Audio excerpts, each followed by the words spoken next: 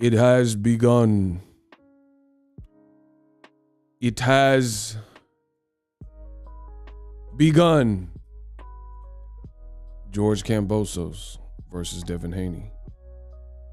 The future is here. It has begun. What up, Fight World? It's your boy Ego. And I'm back with some more boxing. Let me see who is in here. Yeah. Isaiah 76 Mark, shout out to 76 Mark, channel member, was the very first person in this thing. Shout out to my dude 4 a.m. 76 Mark. Man, I'm gonna start doing something for the people that who come to my streams first. I'm gonna start doing something for y'all. Yeah, I had to get cut, you know what I'm saying? Yeah, man. I had to get bladed. It had been a minute, you know what I'm saying? But your boy is working. I told you we feeling good. We feeling great. I feel perfect. I don't want to sound mad. I feel marvelous. D Block. Isaiah in here. Listen, we're going to get some introductions out, and then I'll let you know what's going on with the Devin Haney, George Kambosos. Poppy Mall. Cassandra, what's up, girl? Dark Mysteries. The notifications work today. Shout out to you. There's no press conference. Cap. Cursor, what's up, my dude? Luis Garcia. This ain't no face-off. It's just a Devin Haney deal or what? Y'all gotta wait. I'm the king. I run the channel. Surah, gang, notification. Notification, gang, Nova Life Trucking, my guy. He be pushing them 18-wheelers. The purple violet background looks nice. I do it to, listen, I told you there's gonna be changes on the channel. I'm giving y'all what y'all want. Shantae, what's up? I'm giving y'all what y'all want on the channel. They said, Ego, you sharp, but you got to get even sharper. I said, okay, that ain't nothing. What y'all want? Y'all want more background? I got you. Just wait. Stay tuned to the channel. I'm coming. Listen, I can't leave boxing alone. The game need me. Ego, stay with the best boxing. Absolutely. I told you I came in the game, made this game look pretty. Dorian, what's up with you? Yeah, they said it's clean. Man, this is just the beginning. Oh, what happened to my light? Hold on. We got my light. They trying to hate. Yeah. Yo. Y'all see it? Zaga. Hold on, we're going. Yo. Y'all want that one? Y'all see the lightsaber? Bro, who else you know got lightsabers on the channel? Ain't nobody in boxing did like me. Look, I got lightsabers. Who got lightsabers? Bro, me in boxing, I'm a lifesaver. I did this for boxing. Yo. Bro, I'm like Darth Vader. So, let me tell y'all what's going on. Let me establish the ground rules of Fight Club.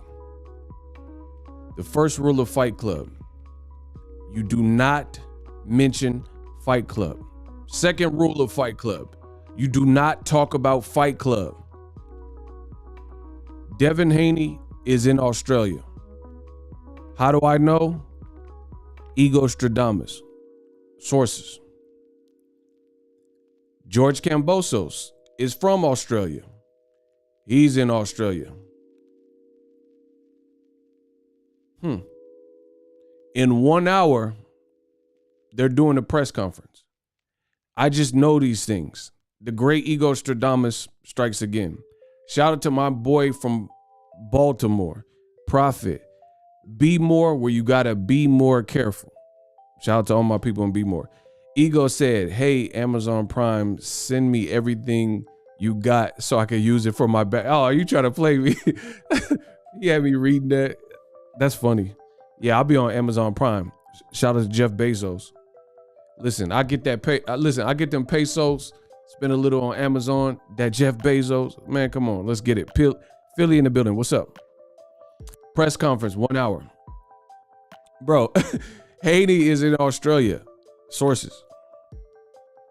But bro, a lot of people that hated on Devin Haney, you look dumb. You look dumb as hell. HE double hockey stick. You look stupid, bruh. We need Ego on hot boxing with Mike Tyson. Y'all need to let Tyson know. I ain't duck no fade. I'll be on anybody's show. Of that note, Mike Tyson, my favorite fighter. Yeah. I want to go on. Yeah. I want something to eat. I want some hominy grits. Bro, I'll go on Mike Tyson, hot boxing with Mike Tyson, and do the Mike Tyson impression because I'm the GOAT. There's nobody that can match me. My defense is impregnable. I'm just ferocious. I want his heart. I want to eat his kid. Praise be Allah, bro. Praise be Allah. So, Devin Haney, listen. A lot of y'all told me a lot of different things. And y'all look stupid as hell. Shout out to the Bay Area. Shout out to Bill Haney. Shout out to Devin Haney. You know I rep the Bay. The Bay versus everybody. The Bay, if you're from the Bay, you move different. It's just in us, not on us. You feel me? You did. You feel we be popping our color. You did. Y'all look stupid. Y'all look dumb. Y'all said Devin Haney's an email chat. Bro, he pulling up to Australia right now. He in Australia right now. You look stupid. Yeah, you at home. You look stupid. Y'all said he would email champ. That's not how no email champ would move. And let's talk about it. Listen, I don't even want to call out names, but sometimes you got to. The way Devin Haney is moving, win, lose, or draw, you got a fan in me because I respect it. He put his big boy pants on. He works with Eddie Hearn normally. He works with DAZN normally. And guess what? He left that situation for a 3-fight deal or up to 3 fights, however they're framing it. And he's in Australia and he bowed down to George Kambosos, who kind of got a big head right now. You know, he's like, I'm the A-side mate and all that, right? Just to prove a point. Ego, you not from the Bay, you Dominican barber from the BX. Listen, I'm gonna let y'all rate that joke. If y'all like that joke that he said, I'm gonna repeat it. Then he can stay. If not, he's banished from the island. He says, Ego, you not from the Bay. You are a Dominican barber from the BX. Was that funny? I'm gonna let the fans vote. And in the shooters, y'all know what to do next. Whack.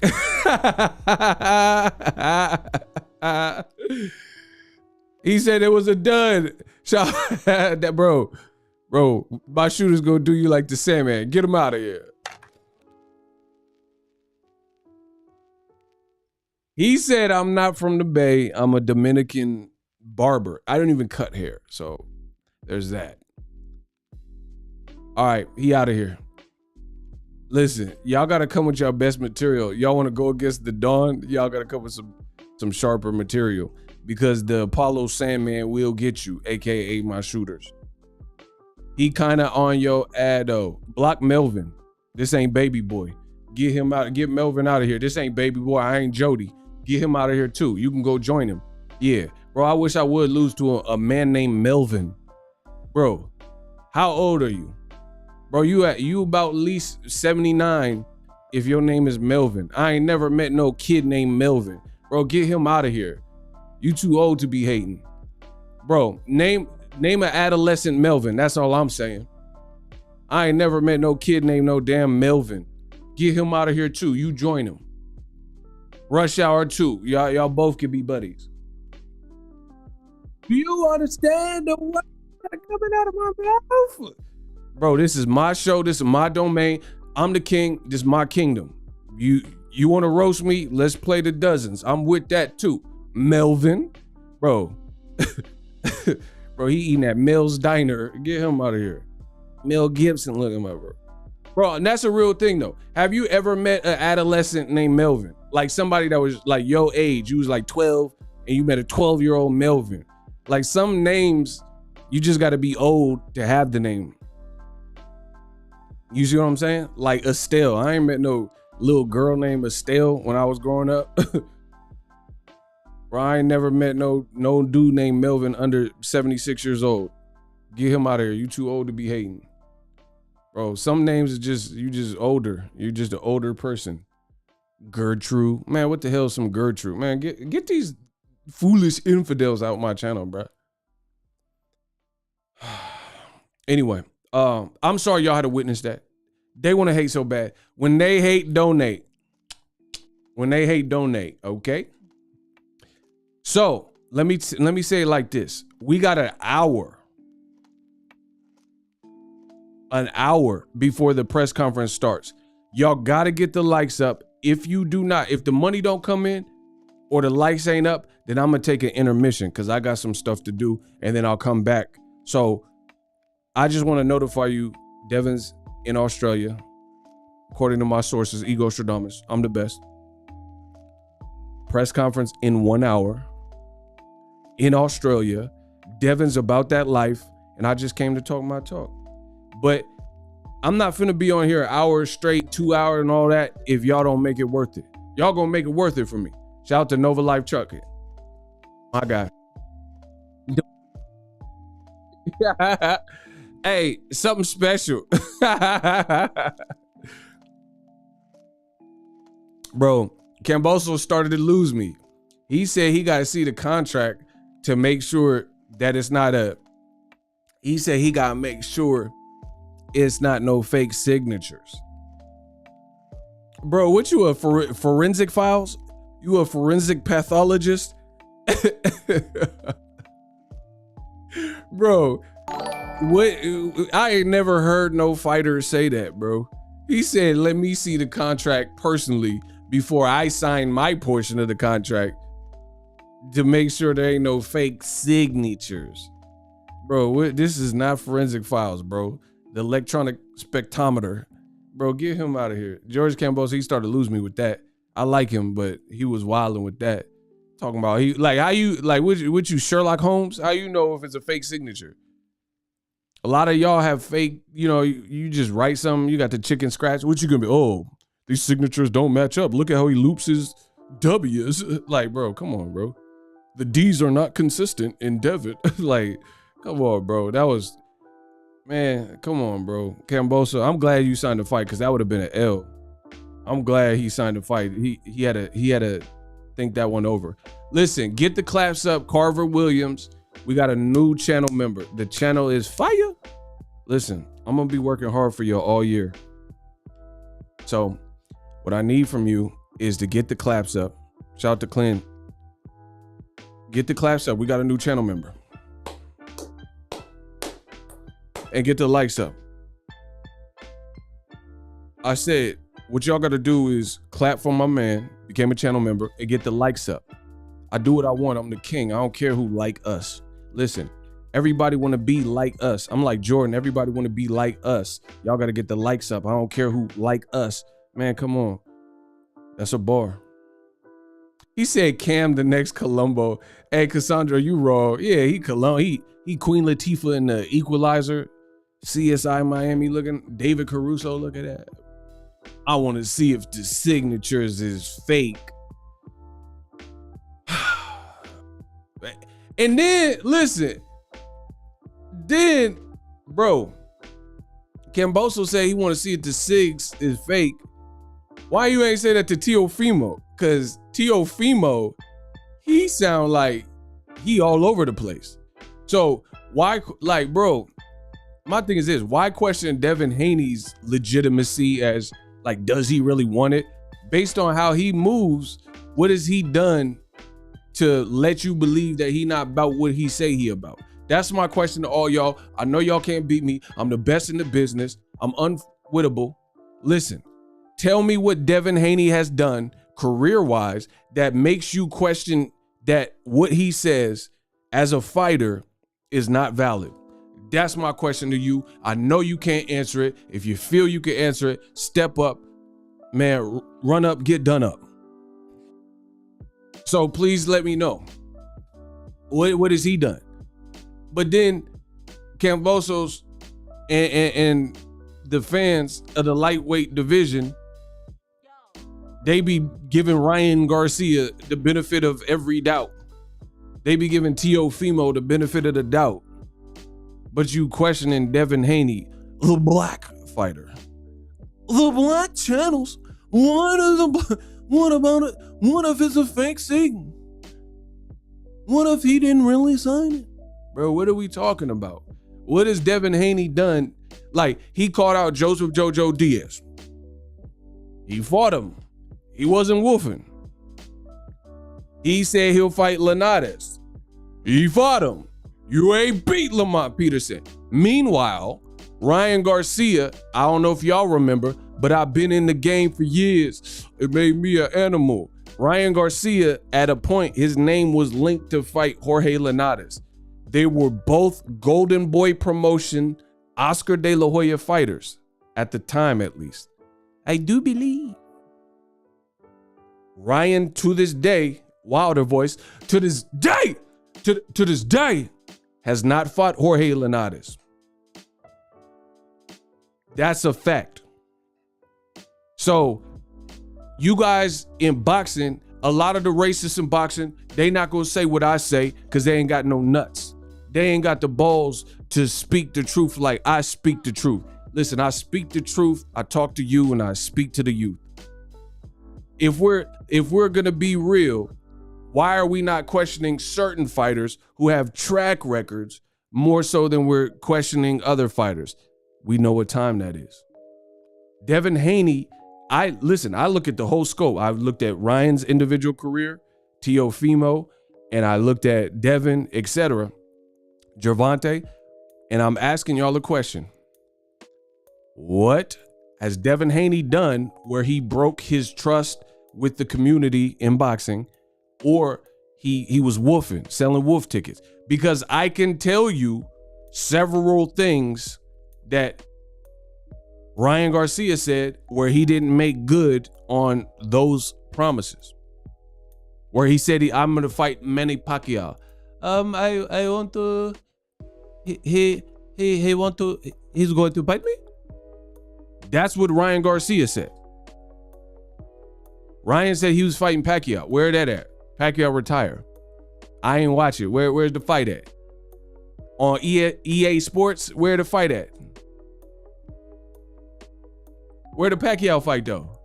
Ryan said he got to push Gervonta to the side because he fighting Pacquiao. Where the Pacquiao fight? That's what I'm trying to know. Bro, Will Smith and Chris Rock fought before Ryan Garcia. Put that in your pipe and smoke it. Listen, this is not an opinion. Facts over feeling.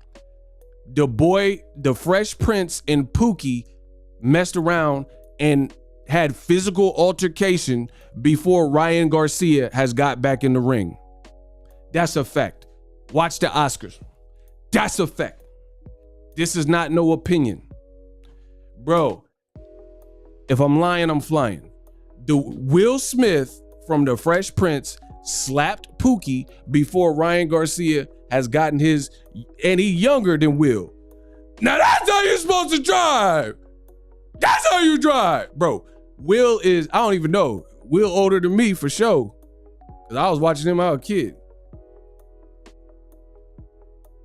So Will, I don't even know how old he is, but he already chunked him with Pookie. Man, keep calling me, man.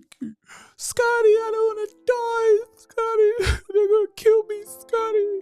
Bro, the Fresh Prince done slapped Pookie before Ryan King Rye Garcia been back in the ring. And that's a bar. Listen, y'all have gone too far. That's a bar. That's really what happened. Everybody seen it? Fred! Say no. Bro, he was wigged out. My boy Will was bugged out in I Am Legend. When he was driving that whip, seen that mannequin. Bro, that mannequin in the middle of the street. My boy Will said, No!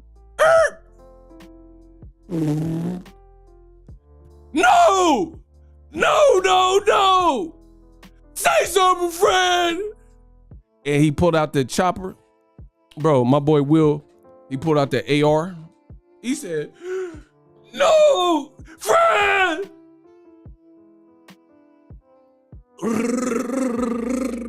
Bro, my boy Will started spraying. He started chopping down.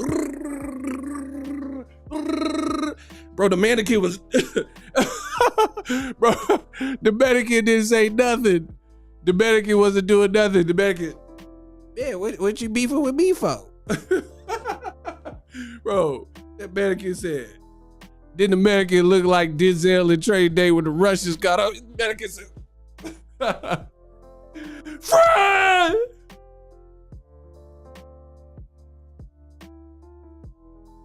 Mannequin ain't do nothing. He didn't even move. And Will still sprayed him. Hey, Will, you... Now that's how you're supposed to shoot! Hey, hey, Will was bugging.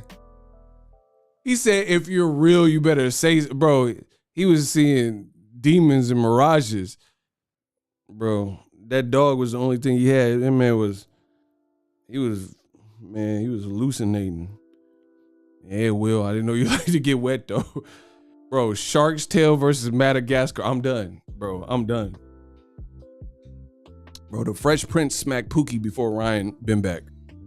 Leave me alone. Unless you could prove me wrong, leave me alone. Ryan came out with some BS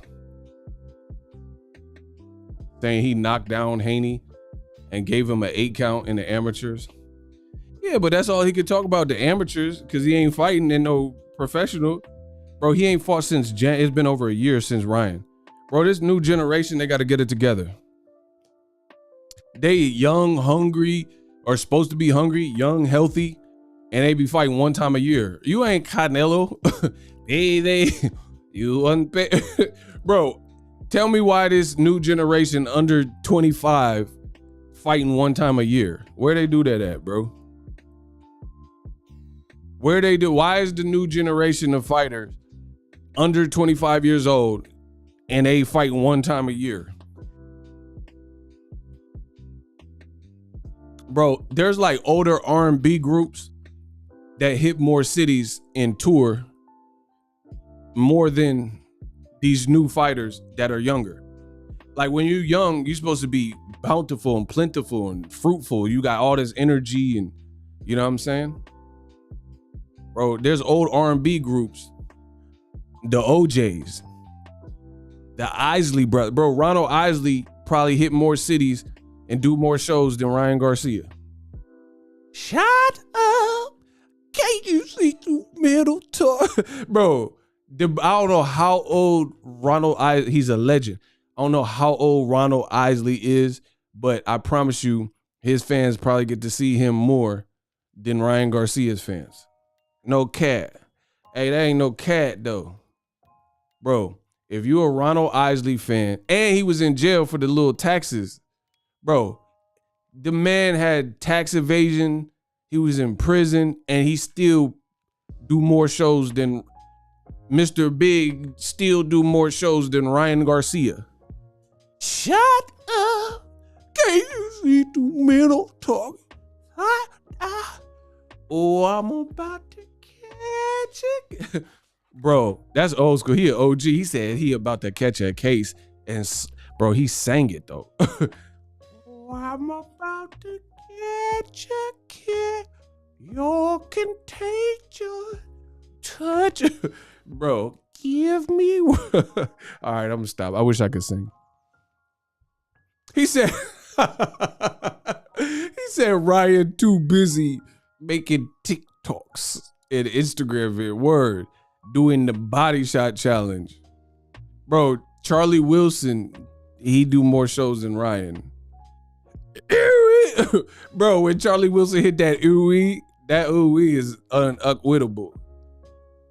Remember that Snoop's side? Ooey, it's a whole nother day. I'm back up in you. Snoop D-O-double-G, I represent her. Been away for a while, but you all know it's still doggy styling on death. Remember with Charlie Wilson? Bro, Charlie Wilson, he was killing that. Bro, New Edition do more shows than Ryan Garcia. Hit me, y'all. Mr. Telephone Man do more shows. That's something wrong with this new generation, bro. This TikTok generation, they tripping. You 22 years old. Bro, when I was 22, do you know how much I was fucking these skeezers? Bro, I was, bro, what? Before OnlyFans, I was in these streets. I'm just being real with you, bro. Y'all don't feel that dents in the bed that come from all that, bro. When you 22, you supposed to be like exploring and seeing what this world has to offer, bro. I thought I was Wesley Pipes. What y'all talking about? Oh, me girls, oh yeah, all the way, bro. I thought I was.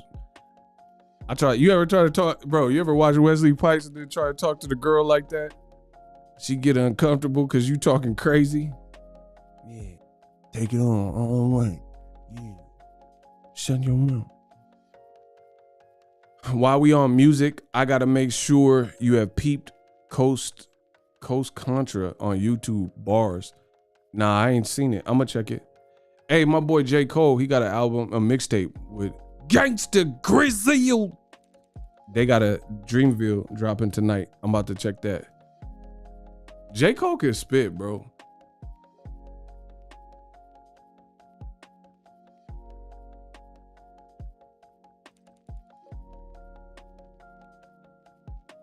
J. Cole be spitting. Y'all be sleeping on Cole.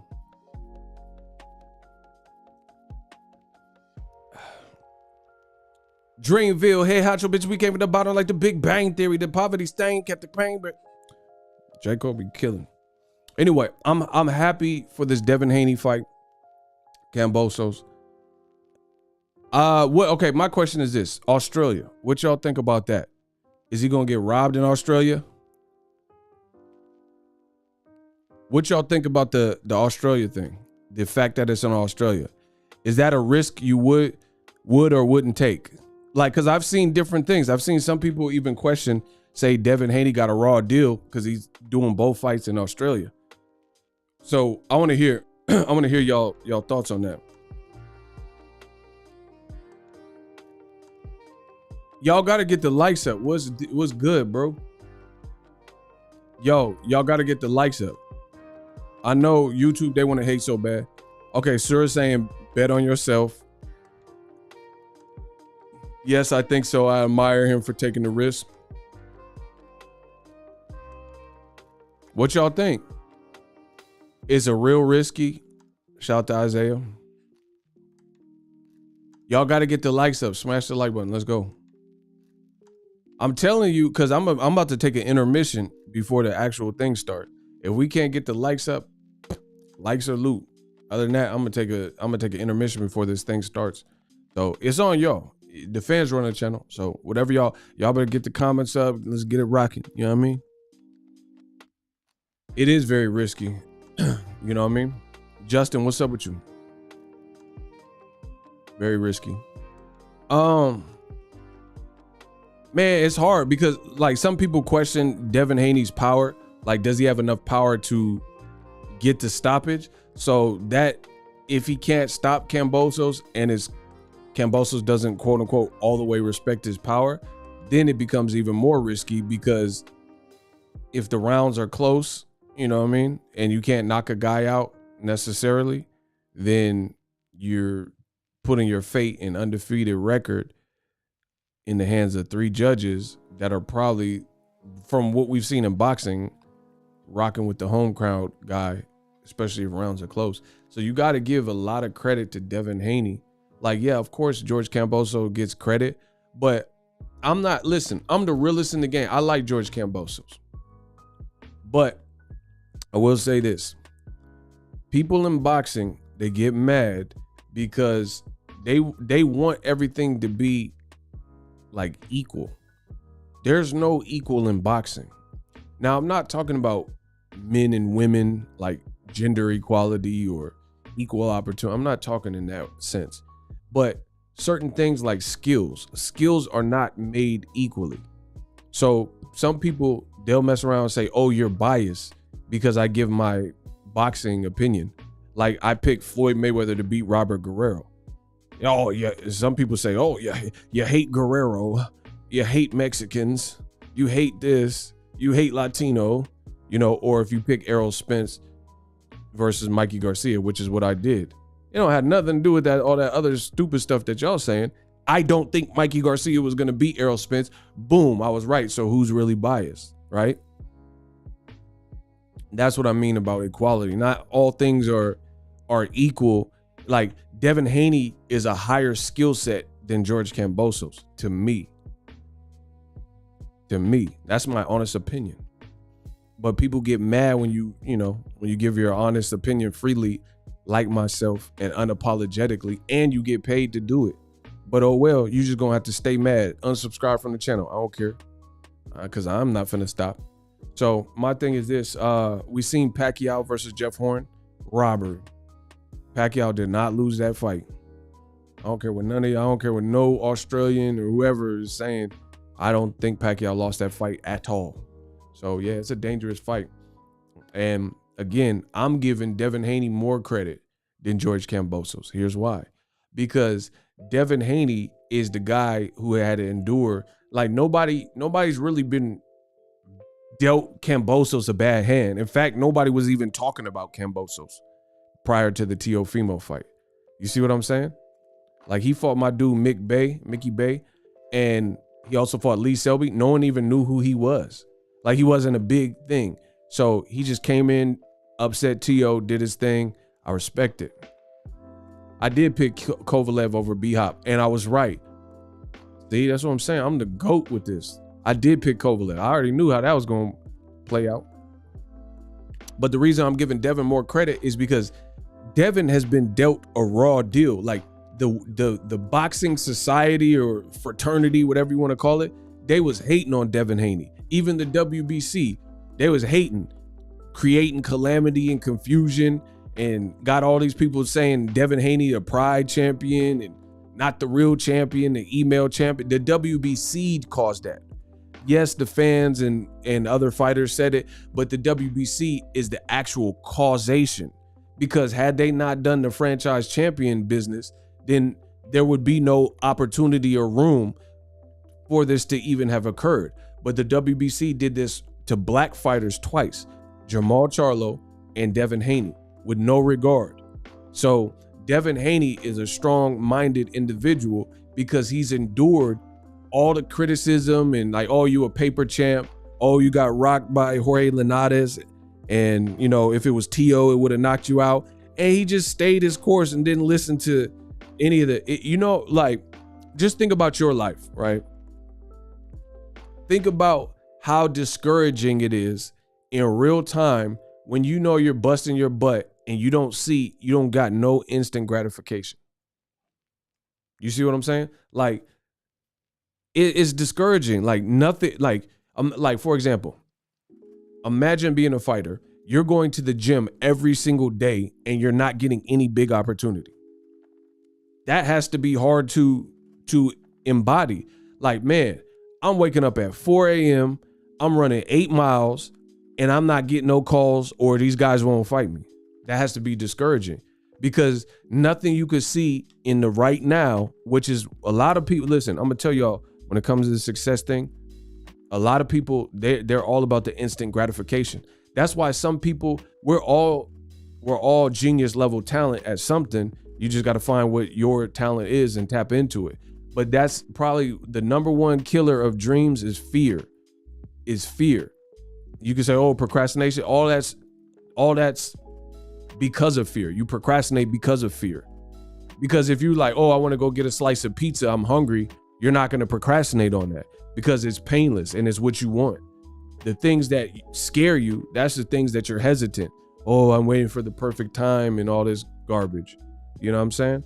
So that's why a lot of people don't succeed, because they give up, and you don't know when you're going to have your breakthrough. You just have to keep working. So that's why I'm giving Devin Haney a lot of credit, because at the end of the day, it's like he got to listen to people calling him email champ and saying he a bum and he got rocked by Lenatas and all this stuff, and still stick to the mission. It's like a Navy SEAL. All right, if you had a partner and you were supposed to defuse a bomb, your partner gets shot and killed, you still got to finish the mission. You know what I'm saying? So I can dig and respect any man or woman or fighter that finished the mission and put something out in the atmosphere or in the universe, and then they stuck to it. Devin Haney did that. So I'm giving him credit. Like George Kambosos, yeah, he gets some credit, but I also know George Kambosos and his team, they wanted to fight Lomachenko. So I'm not giving him the same credit. Straight like that. I'm not giving him the same credit. I do give him credit. I respect him. I like him, but I'm not giving him the same credit because you was trying to fight Lomachenko. That's a fact. We already know. The only reason you're not fighting Lomachenko is because the Ukraine is being invaded by Russia. So that, you know, polluted the fight and, you know, caused the fight to fall apart, because Usyk decided to stay, you know, and protect his country or help, you know. So respect to him for that. But this wasn't your first choice. And if you look at Devin Haney's last 2-3 fights, they all happen just like this, where it didn't happen like this was my first pick. Devin Haney wasn't your first pick. You wasn't going to go with Devin Haney until something came up. So I'm not going to give it the same credit. So Loma is a bigger fight. Block him. I'm not arguing with no one named Greta. Enjoy your day. Block them.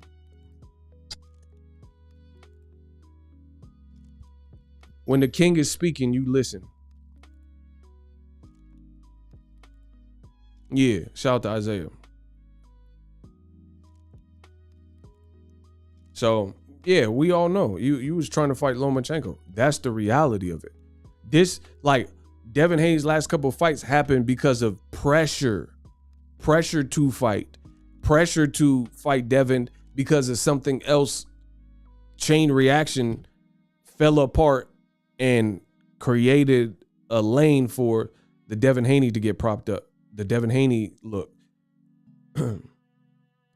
Look at it. Ryan Garcia, go look at all the reports, all of the work I did, all the other reporters or whatever. Joseph Jojo Diaz Jr. was fighting Ryan Garcia. The only reason they were even talking about the Staples Center, the cryptocurrency, the Crypt Arena, right? The only reason it didn't happen, Ryan Garcia, he pulled out. He the A side. He pulled out and said, oh, my pinky toe or whatever he said, and the fight got canceled. So DAZN, Eddie Hearn, Team Haney, they matched the money he was going to get with Ryan Garcia. There was really no option. There's really no reason not to fight. Why would you not fight Devin Haney when they're matching the money and he has a title? You would look bad. That do sound like they're a couple, Melvin and Greta. Oh, that couple. Bro, Joseph, JoJo Diaz, and Golden Boy, they really had like no reason to not, like, what could they say? Ryan pulled out and he was done for the rest of the year. So what excuse would you have to, when they matched the money, the platform was paying for it, and Devin had a belt? What could you say as to why you're not, you know what I'm saying? You're not. Shout out to Raphael H. Listen, get y'all claps up. We got a new channel member. Listen, if y'all want to extend this boxing conversation until the fight press conference, Kambosos versus Haney, then y'all gotta get y'all claps up, get y'all likes up, and let's go. So yeah, one thing that I think I do an amazing job of that other people are too scared to do in this boxing game is perspective. I give perspective. There's a lot of people, some people, maybe you don't, listen, depending on where you get your information, some people may not know enough about situations to even have the perspective to give. So maybe that's it. I don't know. But I've been in this game for double-digit years. So I've been there, done that. Like, bro, that, like, man, I'm your favorite channel's favorite channel. I'm the best in the business. Like, bro, I've been doing this. Mayweather, McGregor. There's like channels, and it's good. There's channels that pop up. They weren't doing this when I was at Mayweather, McGregor. When I'm at Crawford and Dongo. You know what I'm saying? When, bro, I was covering fights. Crawford was a lightweight. That was, how many years ago was that? Man, I've been in the game. Listen, I've been made this game look pretty. Crawford was a lightweight. He at 47 now, talking about 54. So that goes to show you it's been a stretch of time since I've been in the game. Nider, what's up? So, yeah, man, I got to give Devin Haney a lot of props because he stuck to his guns and he said what he wanted. Bro, he's in Australia right now. What are we talking about? Like Jay said, what we talking about, fiction? What we talking about, fact? Talking about fiction? Hold on. Part of my back. Man, come on, bro. What they talking about? Man, I want some ice cream. I'm gonna get some ice cream today. Yeah, I'm gonna get some. Listen, I know I'm killing on the channel. We running the numbers up. The paycheck is fat. I'm gonna get some ice cream. I've been working hard for y'all. I'm gonna get some ice cream. What type of ice cream should I get today? I gotta spoil myself because I know I've been killing with the videos. I've been killing with the content. I've been killing with the edits. I'm back. Oh my gosh, bro. What kind of ice cream should I get? Y'all, I'm gonna let the fans decide. Cookies and cream? Shout out to Isaiah. The most chillest channel of all time. Man, I'm the best. Let's go. Okay, cookies and cream. Anybody else? What ice cream I make? Ooh, butter pecan. That sounds good. Hey, here's the ego fun fact. I worked at Baskin Robbins. Worst job of my life. Bro, listen. Yeah, listen. Put your mind to it. You could do anything you want in this world. I went from Baskin Robbins to YouTube. Man, come on, bro. I used to work at Baskin. I was like 16 though. You know, I was like 16. Bro, I worked at, I hated it, bro. Shout out to rum raisin, chicken pot pot. Man, come on, bro. He said chicken pot pot. Butter pecan, okay. Root beer float, cookies and cream. Bro, y'all trying to give me diabetes. What's good? Banana pudding, Bluebell, Rocky Road. Here's the ego fun fact. I don't like Rocky Road. I don't know. I'm not like a big chocolate person. Maybe I'll try it again as an adult. Ego, you shouldn't brag too much. I don't like that style. Block him. I don't care what you like. I'm going to do it some more. Listen, I'm the best in the business. I'm the greatest. Can't nobody beat me. Listen, get him out of him or her, Marius. He said, yeah. He said, ego, you shouldn't brag. I don't like it. I don't do stuff for what you like. Hey, Prophet, everybody lost their wrench. I hit the wrong button. You back. You good. Bro, he said, don't brag. Listen, boxing needs me. I'm the greatest. Butter pecan. That's that Babe Buzz right there, boy. Let's get it. All right, we're gonna see what this is hitting for. They about to do the press conference in T-minus less than 30 minutes. Listen, y'all gotta get the likes up if y'all want to keep the stream alive until they go, because it's like that means I gotta stall for 30 more minutes, roughly. Come on. Other than that, I'm gonna take a break and come back on. We'll do a brand new stream. Listen, the work don't stop. I don't stop. I can't be beat. Still can't beat me. Jonathan Kurtz, he said the cut is clean. Man, listen, the cut is clean. The flow is mean. Y'all see that? This ain't no Beijing, man. Come on, bro. He said Butterfinger. Charlo Castano. I don't know. That's in my state, though. I want to go to see that because I want to see Boots, too. That's a beast. Hey, shout out to Showtime and PBC, bro. They've been putting on them undercards with the fights. They've been putting on some heat. Mango ice cream. I don't know if I really had that. I used to like that Jamocha almond fudge, I think it was, coffee. Yeah, let's get the likes up. Drake, what's up? Ha, ha, ha, ha. You should make a sorbet. It's really easy. I ain't never made one. You make it for me, Kenya. Come on. Mango sorbet. Look at y'all. Y'all fancy. Y'all want some sorbet. You know what I will do?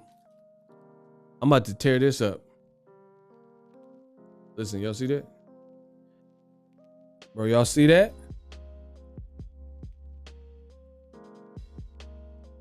Man. Listen. Tell me if I'm tripping. If I'm tripping, y'all let me know. Be honest, though. Don't be lying to me. Is it just me, or depending on the shape of the Reese's, they hit different? Am I tripping? Like the regular Reese's cups, this shape is better, bro. Like the Reese's eggs for Easter, I feel like that tastes better than the regular Reese's cup. Or like the Christmas tree ones. Bro, the Christmas tree Reese's Nah, bro, I'm telling you, Phenomenal Mexican sound tripping. No, I promise you, that's an unpopular opinion. Depending on the shape of the Reese's, they taste, I promise you, it's different. I don't know if it's the ratio of peanut butter. Maybe that's it. Shout out to Jackie Hernandez, my girl. What's up? Listen, Jackie, they hating on me. The press conference, Australia. The boy Devin is in Australia. I'm telling you. All right, listen, let's do it. I'm about to start a channel, a Mr. Beast channel, and we gonna do a blind taste test, and then I'm gonna blindfold y'all, and I'm gonna have a regular at Reese's. I'm gonna have the Christmas tree Reese's, and I'm gonna have one of these Reese's, and we gonna see and get to the bottom. I promise you, it hit different. Here's another one. Oh, it's kind of good. There's no wrong way to eat a Reese's looking at, bro. Bro, there ain't no wrong way to eat a Reese's. I promise you. Here's another example. Who like Nerds? Remember the old school candy Nerds? Who like Nerds candy? I'm gonna give y'all another example. Who like Nerds? Nerds. Nerds candy.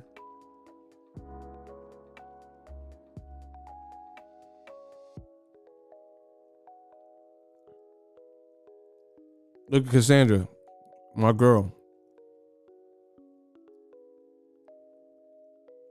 Lewis, my guy. All right. The Nerds that are like microscopic, little small ones, hitters. Those ones hit. But they got another Nerd and then they like big. Bro, the bigger Nerds is trash. It's the little bite size, like the ones that look like super small. Those ones is good.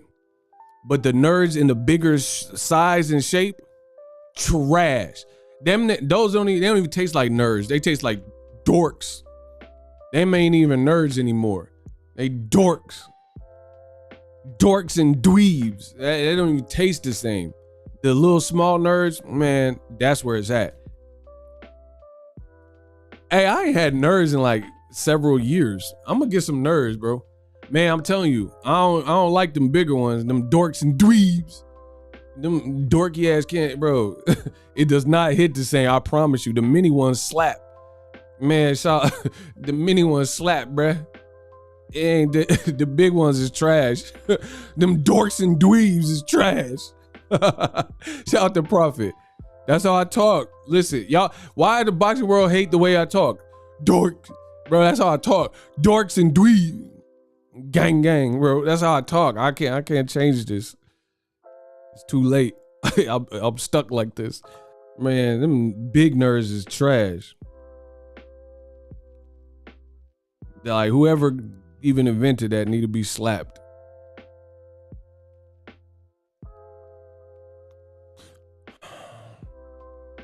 Hold on, y'all.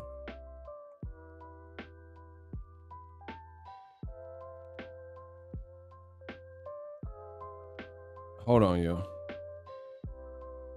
Man, see, I think this is the one. Look, the ones that's like hella big. Nah, bro.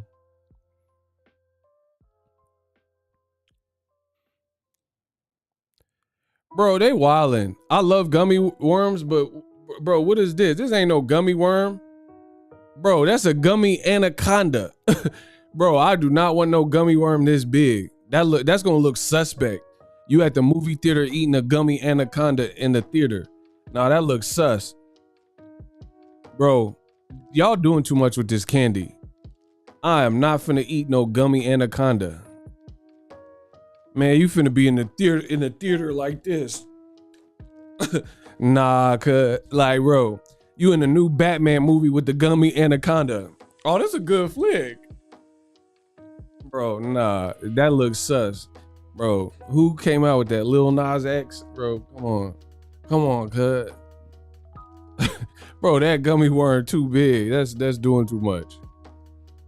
Yeah, it's like the people at the circus that be swallowing swords. Nah, I'm not finna eat that gummy worm that big. You can't even eat it in secrecy. You gotta. You in the theater looking sus. Man, pause. Bro, they need to put a disclaimer on the candy. It just say pause. Bro, you eating the gummy anaconda. Man, got you looking like Prince in the movie theater.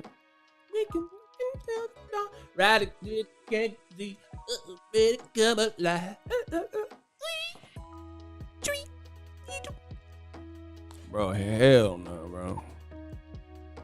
We can look down the door. Ride it, can't see, but shout out to my boy Kamal Oz. It's magic. Are you dropping Errol Spence Ugas video soon? Maybe. The fight is almost upon us. Corporate media is downplaying and hating, trying to discredit. I ain't seen who's trying to discredit. Get them out of here. Sir, you wrong. You wrong, bro. Do yo funny Manny Pacquiao. Y'all be tripping. Hey, shout out to whoever just subscribed. I want to eat candy because I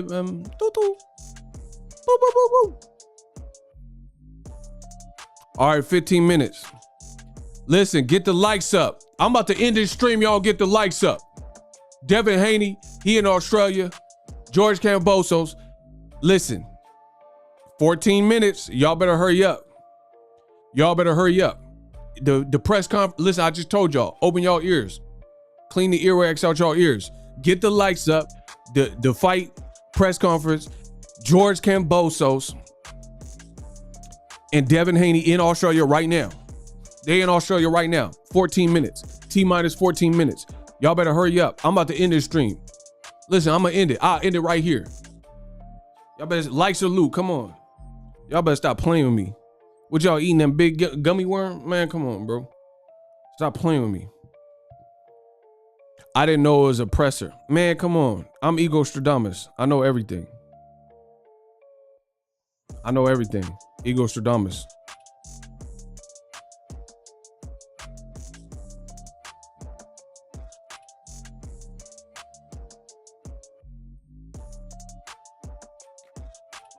Devin first lose for sure. You can't even speak English. Why would I even listen to you? You can't even put an English sentence. Devin first lose for sure. Bro, bro, who is this? Encino man? Bro, you listen. If y'all want to hate, learn how to type a regular sentence. That man said Devin first loose for sure. Boy, if you don't, ain't no way, boy. Ain't no way, boy. Bro, ain't no, bro. This new generation must be stopped. Ain't no way, boy. Ain't no way. You better get in some night classes ASAP. Bro, ASAP Rocky. I know you behind in some credits. He said Devin first loose first. Bro, what are you even talking about, bro? This man dyslexic and got Tourette's. Ain't that something? He deleted it because he was getting flamed because he can't talk. He can't talk. He can't type. Bro, he said Devin first loose. What are you even talking about? Are you from France? Oh, we there. Devin had his first loose. Bro, what? Oh, we more hits it there. Devin first loose. Bro, bro, he was French. Frenchie! Bro, he was French, huh? Bro, shout out to all my fans and friends. He said, oh, yeah. Let's have his first loose. And listen to it, listen. Bro, what? What did you say to me? Devin, his first loose. His first what? He from London? Oh, bro. Oh, bang, Devin. Yeah, Dev, bruv. Hey, block, amen. We gonna send you to heaven, amen. Listen, it's like I'm on PCP. I got the strength of 8 men. Shooters, block, amen. Shoot him, send him to heaven, amen. Listen, get him out of here too. You no longer welcome. Oh!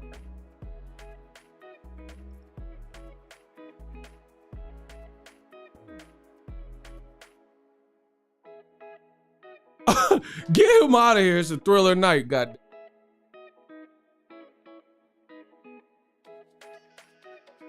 Bro, it's a thriller night. Get him out of here. Clutch.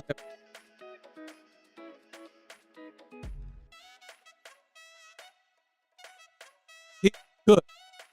He cook.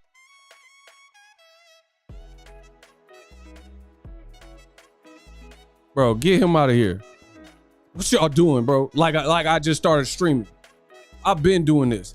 He said, amen is gone. Amen. Bars. Let's get it. Bro. He said, Grey Poupon. He better cut it out like a coupon. Because when we pull up in the Yukon, you gone. Listen, I said, we pull up like Grey Poupon. He need to cut it out like coupons. Because we pull up in the Yukon, then you gone. Bro, let's get it.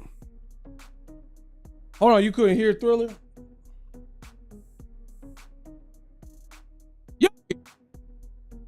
Y'all hear that? Come on.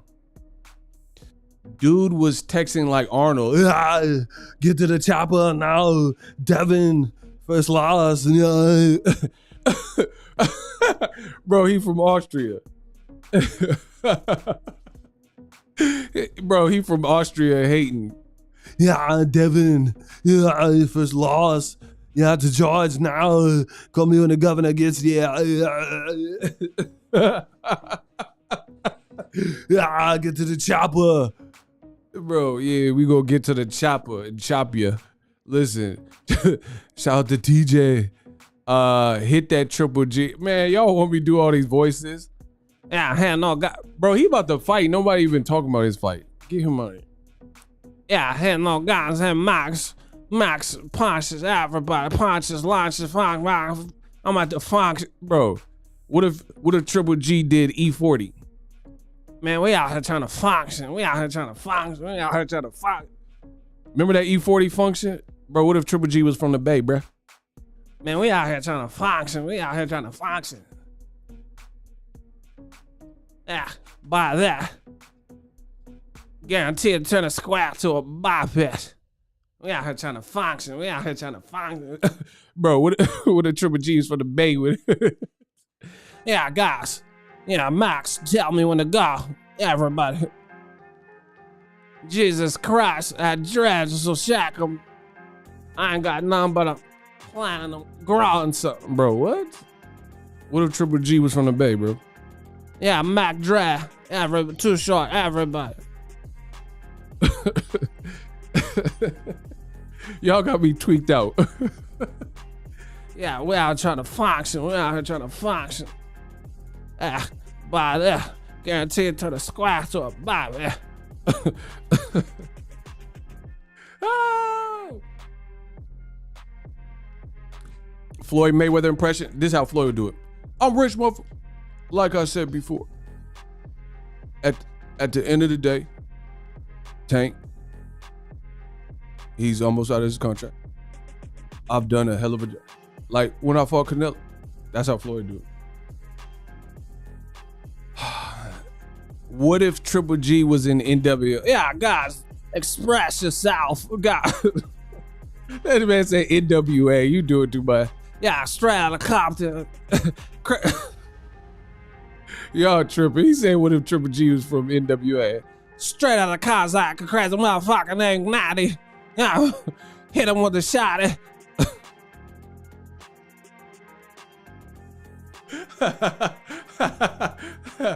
Yeah, guys, Max, express yourself. Bro, what if he was from NWA? Y'all tripping. Y'all throwing me off. Hold on. Straight out Kazakh, crazy motherfucker named Natty. Hit him my best with a shot. Yeah. Y'all tripping, bro. Cruising down the street, my 6'5", guys. I'm in the Lala. Bro, I got a bad bitch smoking Lala with the Lala. Bro. Bro, straight out of Kazakh, a crazy motherfucker named Natty. Want a shotty, pull up with the Gotti. I'm going for these jokes, bro. Do Chris Rock at Will? Y'all doing too much. Y'all. Okay. Will Smith goes smack. He said Will Smith. Y'all doing hella specific. Yeah, guys, cruising down the street, my 6'5", guys, Impala Lala. Y'all gotta get the likes up, bro. The money keep coming in. Hold on, we got five guys. Yeah, 5 guys, braggers, guys. Ryan Wright sent out. Y'all made me hit my hand, hit my damn hand. He sent $5 in the Cash App. Much love to Ryan Wright.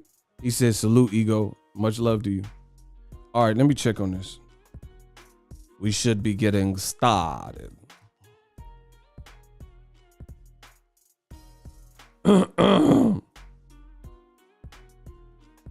Yeah, got Max.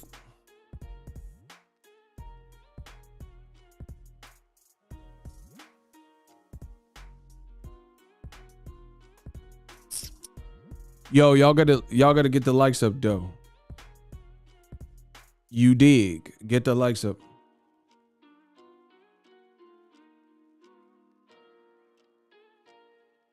That man said cruising down the street in Max 6'5".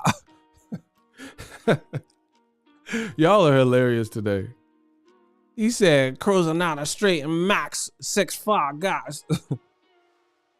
Okay, listen, we gonna get that MacBook. I'm gonna get that new Apple laptop sooner than later. Y'all keep showing out. We got a $20 Cash App. This one is from Six Johnson. He said this is for the NWA shout out. That was hilarious. Shout out to you for the dub. You dig? Yeah, guys.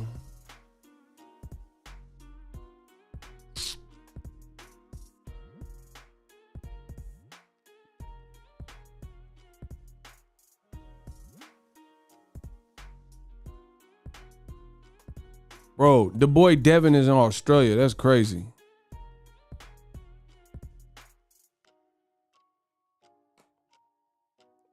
The boy pulled up. So that's a night. Listen, that's a 19-hour flight, bro. That's a 19-hour flight, and the boy Devin pulling up.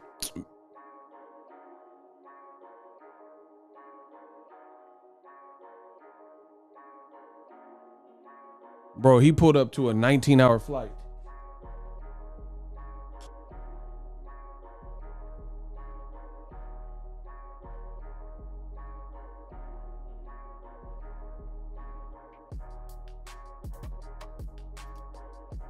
That boy Devin pulled up to a 19-hour flight.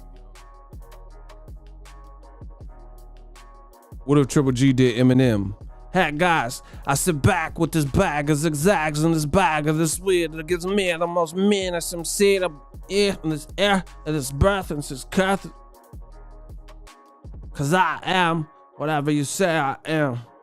If I wasn't, then why would you say I am? Why would you say I am? Yeah, come on, hey, we're going to the beach. Grab a couple of toys and let dad strap you in the car seat. Or where's mama? Bro, what if he did the Slim Shady LP? Come on, hey, we're going to the beach. Now grab a couple of toys and let dad strap you in the car seat. Or where's mama? She's taking a little nap in the trunk. Or that smell, dad must have run over a skunk. Now I know what you're thinking. I know your mama, she's one of those types of women. Come on, hey, we going to the beach. Now grab a couple of toys and let dad strap you in the car seat. Hold on, I'm trying to get us caught up. Taking a little nap in the trunk. Oh, that smell, dad must have run over a skunk. Yo, y'all gotta. He said, right, I won't even play my jam. What did I do? Motherfuckers had to lock you. What did I do? I'm just a kid from the God. What if he was on Renegade with Jay-Z? I'm just a kid from the God making this butter off this blind suckers. Cause I'm a renegade, never been afraid to say what's on my mind at any given time of day. Cause I'm a renegade.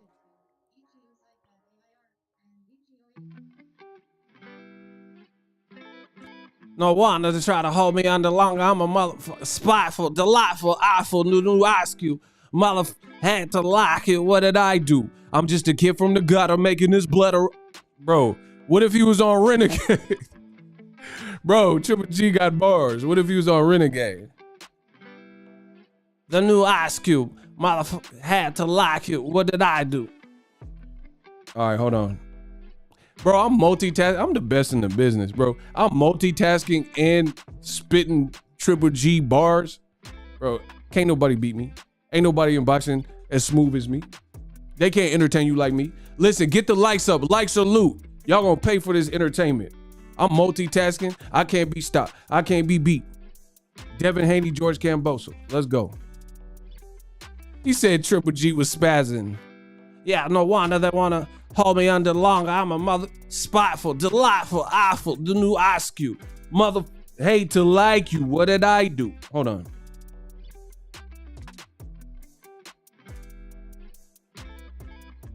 Hey, Kenya, you gotta chill.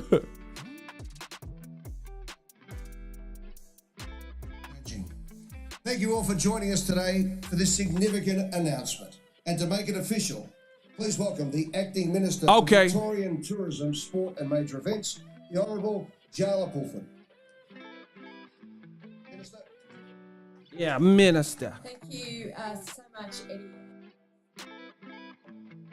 Hey, mister, would you care to bear witness to the ass women I'm about to administer to this ass little vaginal blister? Stand up, bitch. Little Marsha Mathers. Hold on. And in this corner, we have the mister not having the mister, Massinister. Bro, I tried to tell y'all, I didn't want to believe me. Boxing matches, and we are so excited that these great rivals have chosen the major events and sports capital of Australia to stage their fight. 2 boxers are world title holders, and the match will attract 50,000 fans. But of course, 50,000 here at Marvel, but millions that will watch from around the world. The people of Melbourne, we know, will get behind this great event, as they do all the great events, and will absolutely ensure that we have an unforgettable lightweight. Unforgettable. This is a sports mad city, and our sporting events always attract a large and enthusiastic and excited crowd. We're a city of major events. Australians just sound nice. Grand Prix just around the corner, the Australian Open, Super Rugby, and just announced yesterday, Manchester United playing here in a few months. We look forward to welcoming boxing fans from around Australia and around the world to see this epic contest here at Marvel Stadium here in Melbourne. Our government is supporting a packed calendar of events, a jam-packed calendar of events through this year, and we are so proud to support this event coming to Marvel. I want to wish both fighters the very best of luck and look forward to watching along with the rest of the world as Kambosos defends his world title belt right here in Melbourne. Thanks, Eddie. Told you. Y'all didn't want to listen to me. Thank you, Minister. That is amazing news. So big for this city, also for world boxing. Thank you very much. And it's going to be right here at Marvel Stadium in Melbourne on Sunday, June the 5th. Australia's unified June lightweight 5th. world champion George Kambosos Jr. will put all 4 of his championship belts on the line against American Devin Haney for the undisputed Devin Haney. championship of the world. Told you. What I tell you. George Kambosos Jr. He's conquered the world. Oh, they got the little. Just as he promised, he's returning home to fulfill his destiny. The Emperor, fighting for world domination. All that's left to take? Hold on. I don't know about this music, so I got to turn it down. But y'all can feast your eyes on this.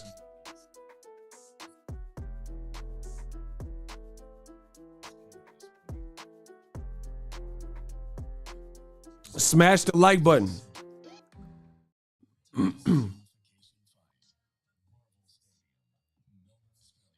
Hey, y'all got to get the likes up. He conquered the world. Oh, y'all tripping. 50,000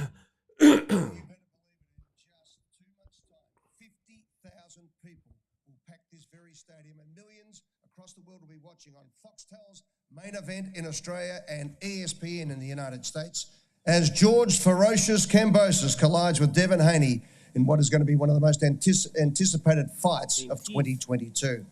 It's been just 4 months since Kambosos shocked the world to capture the Ring Magazine, WBO, IBF and WBA lightweight world titles, as well as the WCBC Franchise Championship, with one of the biggest upsets in world boxing, and what a fight it was. Now, this undefeated superstar is hell-bent on winning the only title he doesn't hold, and that is Haney's WBC World Lightweight Championship. See, so how's This he is something undisputed? we haven't seen for years. This morning, Kambosos will join me live on stage in a few moments' time, and live from Los Angeles, California in the United States, we'll speak to Devin Haney, his father and trainer Bill, and legendary boxing promoter Bob Arum, and George's manager Lou DiBella. It's going to be a wonderful morning to talk about boxing as we build up to this amazing fight. This event is promoted by DiBella Entertainment, Top Rank, Ferocious Promotions, Devin Haney Promotions, Duco Events, and TEG Sport. It's now time to welcome Rachel Carroll, Managing Director of TEG Sport and Experiences, to talk us through this amazing event. Thank you, Eddie. So Marvel Stadium, Melbourne, a world title fight, Kambosos v Haney, and a fight for the undisputed champion of the world. This is huge, and this stadium is going to be packed to the rafters with sports fans who are going to form part of Australia's boxing history. Very clearly, as you've heard, this fight would not be happening without the support of the Victorian government, and I thank the Minister and the government for their huge support of this event and many other events in this great city of Melbourne. Great occasions take a lot of time and a lot of work, and I'm delighted that TEG Sport, together with Duco Events, have been entrusted to put on this historic event. I can't wait to create a world-class environment for this really important fight in the careers of Kambosos and Haney. To Lou DiBella, EGOABBGRAPHIT, disconnected. Congratulations that we're here today announcing this. I know it's taken a lot of effort to stitch this all together. We look forward to working with the likes of Top Rank and legendary Bob Arum and his team, to Foxtel, to ESPN, to take this event around the world to all its fans. Now, this will be a daytime event in Australia, a packed undercard, culminating in the main event mid-afternoon. That will allow it to go into the US in prime time Saturday night. Now, given the significance of this event, tickets are going to go fast. As of today, you can buy corporate hospitality, including the well-sought-after ringside seats, are now available for purchase. And for all our fans across Australia and around the world, travel packages with tickets are now available to this great event. General admission tickets, a little bit of a longer wait, 22nd of April, so get ready for that. So to George, to Devin, let's pack this place out, and I'll see everybody here on the 5th of June in Melbourne. Thank you. Thanks, Rachel. That is so exciting. So get those dates ready and get in here, because 50,000 people at Marvel Stadium will be some sort of a fight, some sort of a roar, and of course travelling right around the world on our partners. It's just fantastic. Right. An event like this just doesn't come together. We had to bring together some of world boxing's brightest and most experienced minds. And joining me now, live from Los Angeles, is Bob Arum, founder and CEO of Top Rank, one of the most famous names in world boxing. And the man we've heard a bit about there, Lou DiBella, George Kambosos' promoter. Lou, if I can start with you, mate, can you take us through the build-up over the last couple of months to pull this amazing event together that we're going to witness in 2 months' time? Sure. It's been a crazy ride. You know, it began at Madison Square Garden with George's stunning win over Teofimo Lopez, who was perceived by many as the best fighter in the world at that moment in time. And George took care of business, became the undisputed champion. There's only one belt out there that he doesn't have, and Devin Haney has it. We negotiated to make the biggest event possible for the people of Australia. George was insistent on defending his belts at home. And he really wanted to defend them in Melbourne. And it's one of the reasons I'm so grateful to the Victorian government and to the people of Melbourne and to the Melbourne government for bringing this huge event to Marvel Stadium. And Marvel Stadium's a marvel, one of the great stadiums in the world. We spent a lot of time trying to create the biggest event we could. And actually, we had a deal to fight Vasyl Lomachenko, a man who's going to be a first ballot Hall of Famer, who's a great, great fighter. And right after we closed the deal, Ukraine got invaded. Lomachenko is now fighting a bigger fight with his people. He's back in the Ukraine, battling for freedom. And we had to then change course. And the biggest possible fight was this young, great fighter, this young kid with a lot of talent, Devin Haney, who had that one other belt. This is the final undisputed championship. This is the final unification at lightweight. And the winner of this fight will be the king of the lightweights.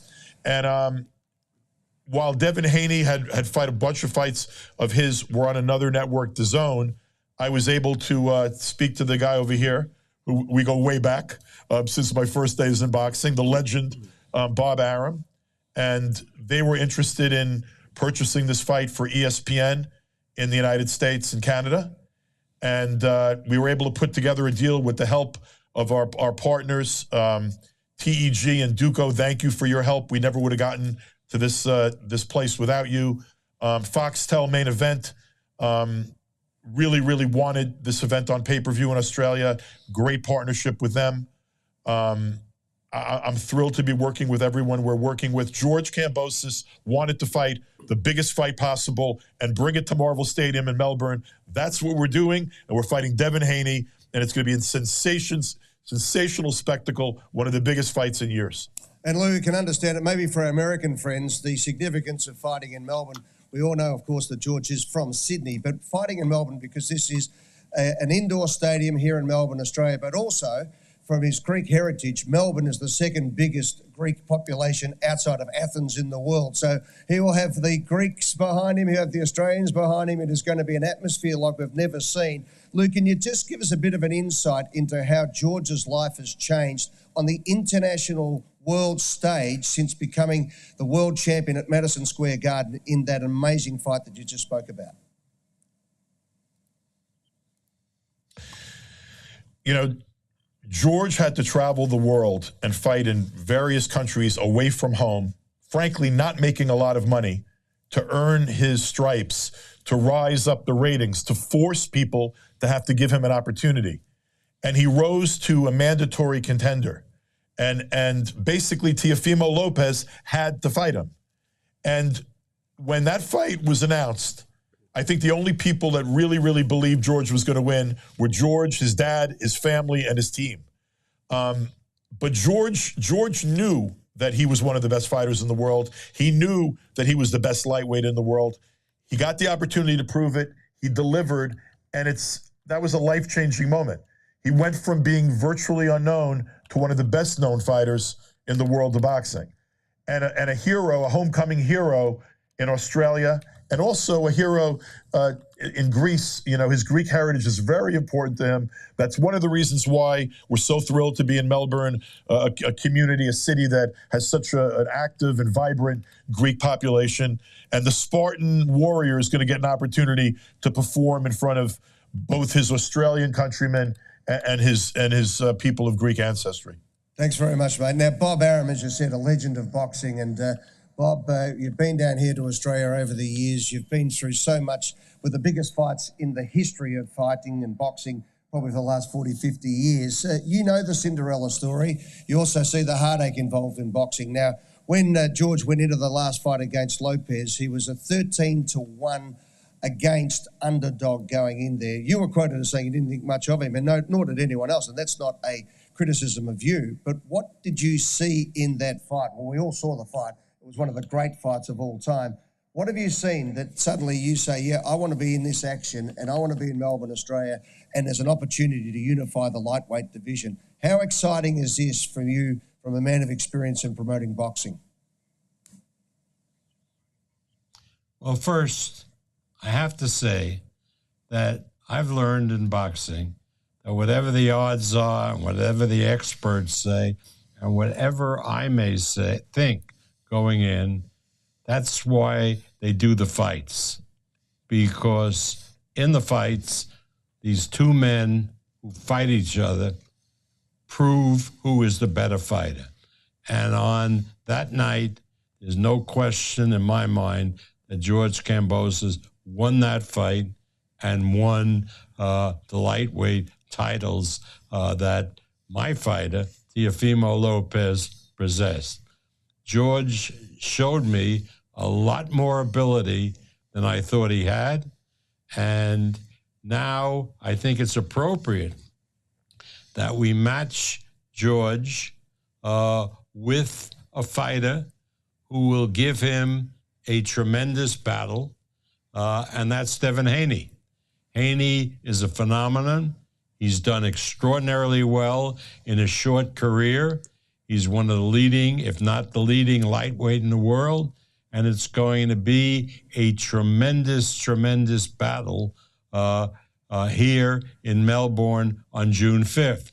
And I want to tell everybody in Australia how pleased I am, and my company are, to come back to Australia.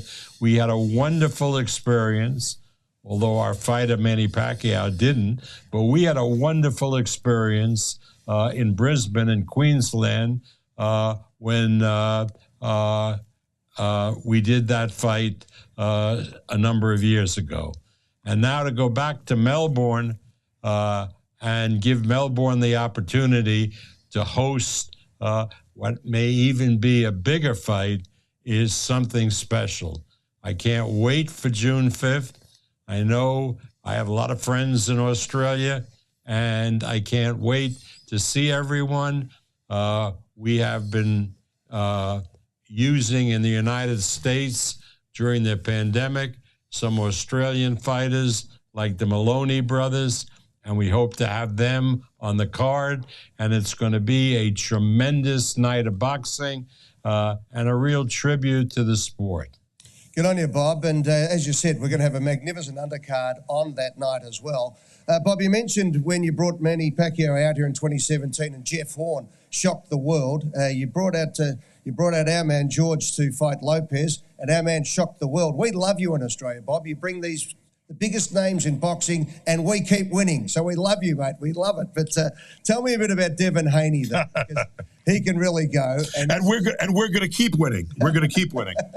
And tell us about this. Well, though, there's going to be there's going to be a time. You know, the tide comes in and the tide goes out. Not this time. All right, maybe not this time. Well, let's hope it will. I know how much, Bob, you love to have the title holders in your team. Tell us a little bit about Devin Haney and what a threat he's going to be. Well, first of all, as you'll see, he's going to be on in a little while. He's here in the studio. He's a fine young man. He's well-trained. He has great upbringing. His father has really raised a lovely young man, and he's learned the sport of boxing, and he's, as we say, he's a tough out for anybody that fights him. So you're going to see the best of American boxing when you watch Devin Haney.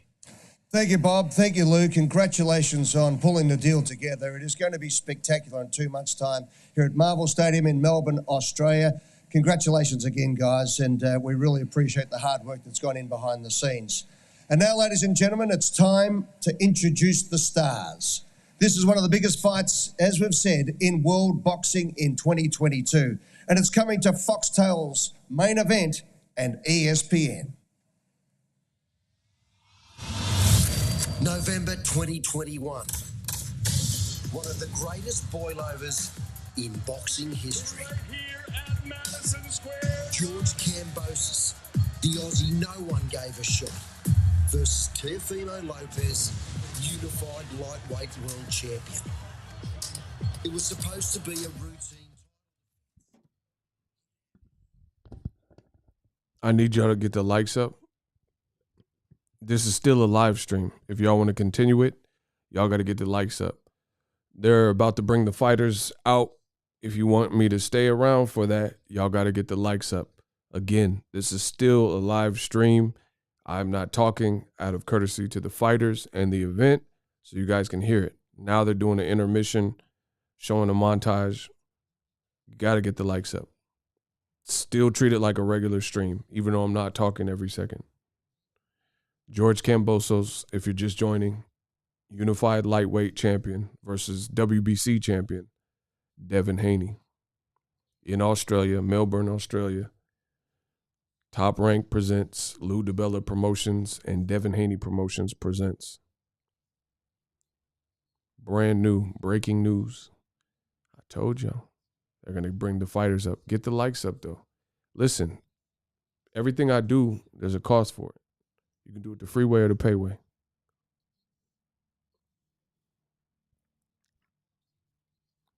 You got to let YouTube know, you know what I'm saying, if you enjoy this type style of content. Marvel Stadium in Australia. This is a good fight. Bob Arum was very respectful. He said Devin Haney's America's best, or one of them. He said he's a fine, lovely young man. I agree with those sentiments. All right.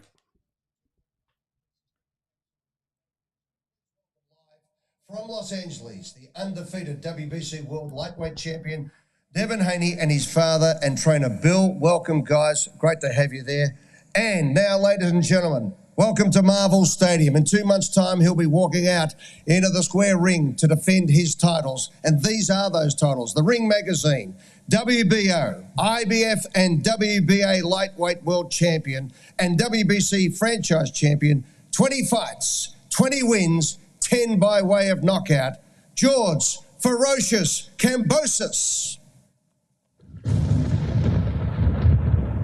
Give them nothing, but take from them everything.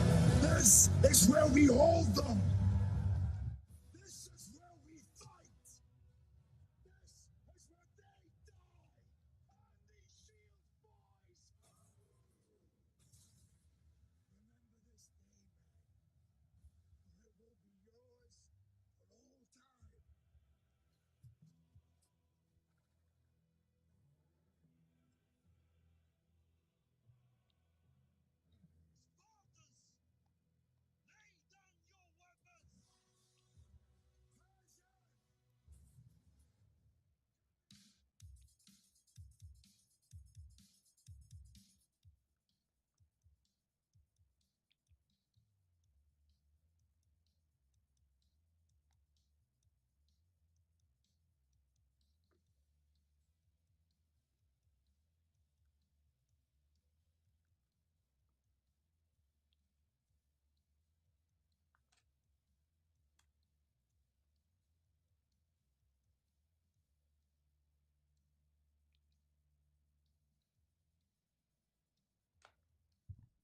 Yo, smash the like button.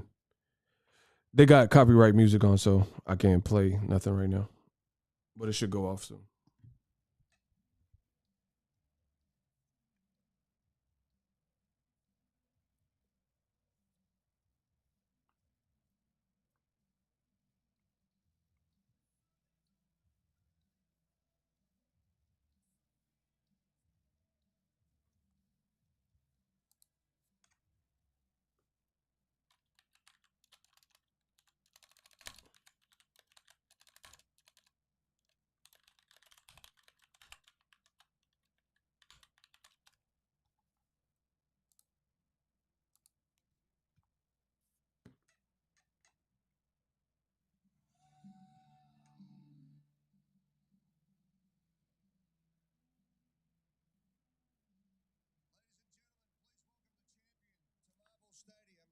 George Kambosos. George, thank you to Jim, your father. I tell you what, you need your dad to carry all that hardware around, mate. That is one impressive lot of belts there, but there's one missing.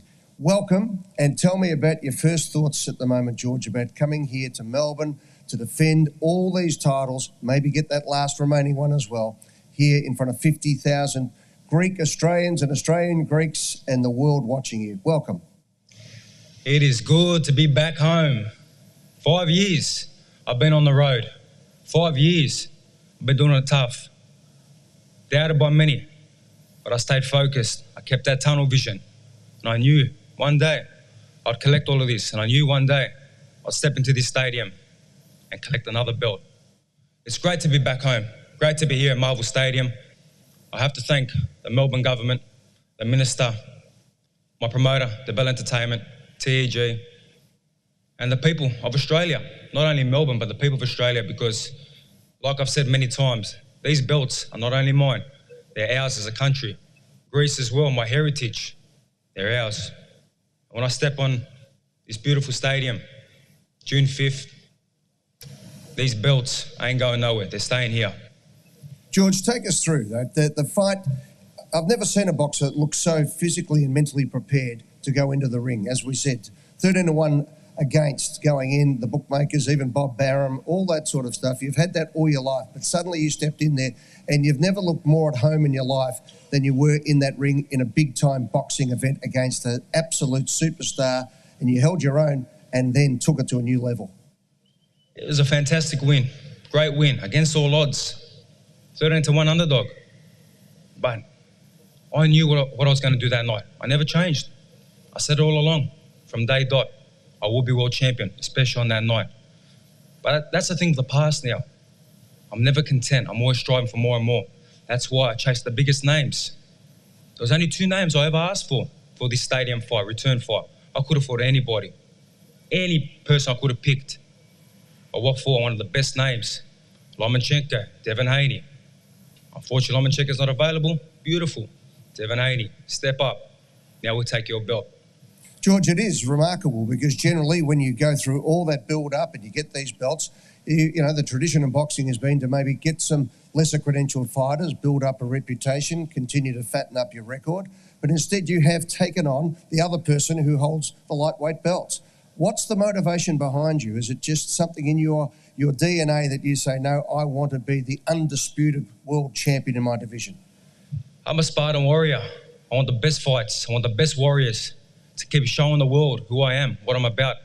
Correct, I could have fought anybody, but could I do that on my homecoming fight, my return fight, this beautiful stadium, give you guys an easy fight, and you just leave home with a sour taste in your mouth? Never. I can't look at myself in the mirror. I said I'll fight the best guys. I bring this fight back to Australia, and that I did. And George, we've seen plenty of times over the years in all sports when people have reached the mountaintop and they get a little bit comfortable, they get a little bit easy in their own way. They start to take on some of the things that they have had to push aside in their Spartan regime to become the champion. You look as sharp today as anyone. You look like a Hugo Boss model coming out here. You look fantastic, mate. But more particularly is that you look in pristine condition to build up these next 2 months to get yourself right to defend your titles. I'm ready to fight today. I've been putting the work. People ask me, when does Cam start? Cam started as soon as I beat Teofimo Lopez. As soon as I battered him and took all his belts, Cam started the next day. I was on the phone to Lou DiBella and to my management and to my team. Who's next? Can we get these guys? Are they going to step up to the table after that performance I just showed the world? So I'm in great condition, ready to fight. I'll fight today if we have to. I take it old school. Let's do 15 rounds in this beautiful stadium. I can't wait for June 5th. George, take us through the difference in maybe tactics against the two fighters that you've had to fight in the last the last fight to win the title and this one to defend the title against Devin. Different type of fighter altogether. Have you started to work through the tactics, or are you just worrying at the moment about your physical condition?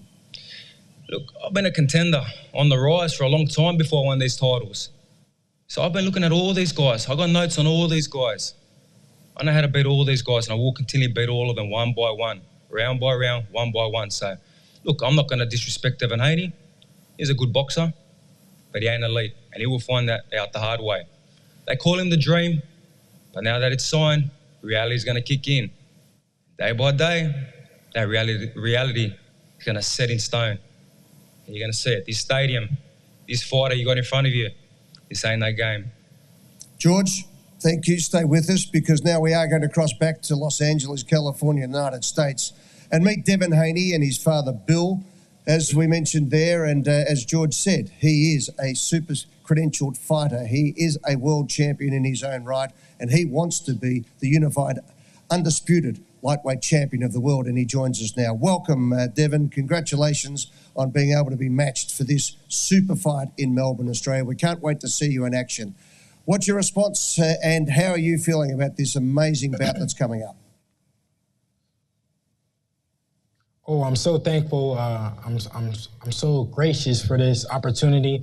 This is a dream come true. I thank God for it every day. I prayed for this time to come, and now the fight is official now, and I can't wait. Thank you, God. Alhamdulillah. I'm so gracious, and I can't wait. Bill, alongside you, your father and trainer. Bill, you saw the fight where George became the champion of the world in Madison Square Garden, the home of boxing, if you like. What did you see in the opponent that your son needs to beat to achieve his lifelong dream? Well, shout out to George Kambosos and the wonderful job he did with Teofimo Lopez. It's a true Cinderella story, no different than our story as well. This is the Super Bowl of the lightweight division, and we're happy to be a part of it. We're happy to have the dance partner and George Kambosos, a heck of a team, and Peter Kahn, Lou DiBella. Everyone has done an excellent job at making this thing happen. So we're very much looking forward to it. Bill, take us through it. Tell us about this boy sitting next to you, your son, but also your fighter. You've trained him, you've watched him, you've built him for this very moment coming up in the next 2 months. Give us an insight into this young man. Oh, I mean, he's amazing. He's both a great person outside the ring, as well as being a great fighter inside the ring. And come June 5th, the world is going to get a chance to see. It's a lot of different dimensions to his game. He has an arsenal full different things, a toolbox full of different things. And come June 5th, the world will get a chance to see how much he'll put on display. So, Devin, can I ask you, your style of fighting, having seen George in action as well, tell us how you'll approach this fight, what you'll do over the next 2 months, the training regime, the sparring regime, to be able to become the undisputed world champion. I think George is a great fighter, and I've been asking for the top fighters for a while now, and I finally have, gotten one of them that's in their prime, that's coming off the biggest win of their career. So I'm happy about that. But what I will do is go in there and handicap George of the things that he does best. I will take away from him and make it an easy night. Bill, thank you very much for joining us. If I can ask you, Devin, just to finish up from there before we open it to the world's media, tell me, what's your message to the people of America and here in Melbourne, Australia, and George's fans about what you're going to bring to Marvel Stadium in 2 months' time? Oh, thank you to all the fans that's tuning in, all the fans in Australia, all the fans in the U.S., all of George's fans, all of my fans. Without you guys, this fight wouldn't have been able to get made. So I want to say thank you guys for that. And tune in June 5th. It's going to be a hell of a fight, the biggest fight of the year by far, and it's for all the marbles. So it will be final. It will finally be a king of the lightweight division, and it will be me. Devin and Bill, thank you. Stay with us for some questions from our media ensemble who are here. George, I want to put it to you. That's a man there who's a fine athlete. He's a wonderful person by the sounds of things as well, and well-credentialed. Humble man wanting to be a champion. You've got those belts in front of you. He wants to take them away. Have you got a final message for the world's media today? I respect that. But he says he will finish his fight as a king. What's a king to an emperor? I am the emperor. I've gone and done that, and now I will conquer even more. So I respect it. He's a good kid. But just know that we chose you. We looked for the biggest fights. Could have fought anybody. There's a reason why. So June 5th, looking forward to it. June 5th is going to be great. These two amazing athletes, amazing fighters, courage personified, going toe-to-toe for the undisputed lightweight championship of the world. Ladies and gentlemen, and my colleagues from the media, now gives me great pleasure to open the floor for questions to both Devin Haney and George Kambosos.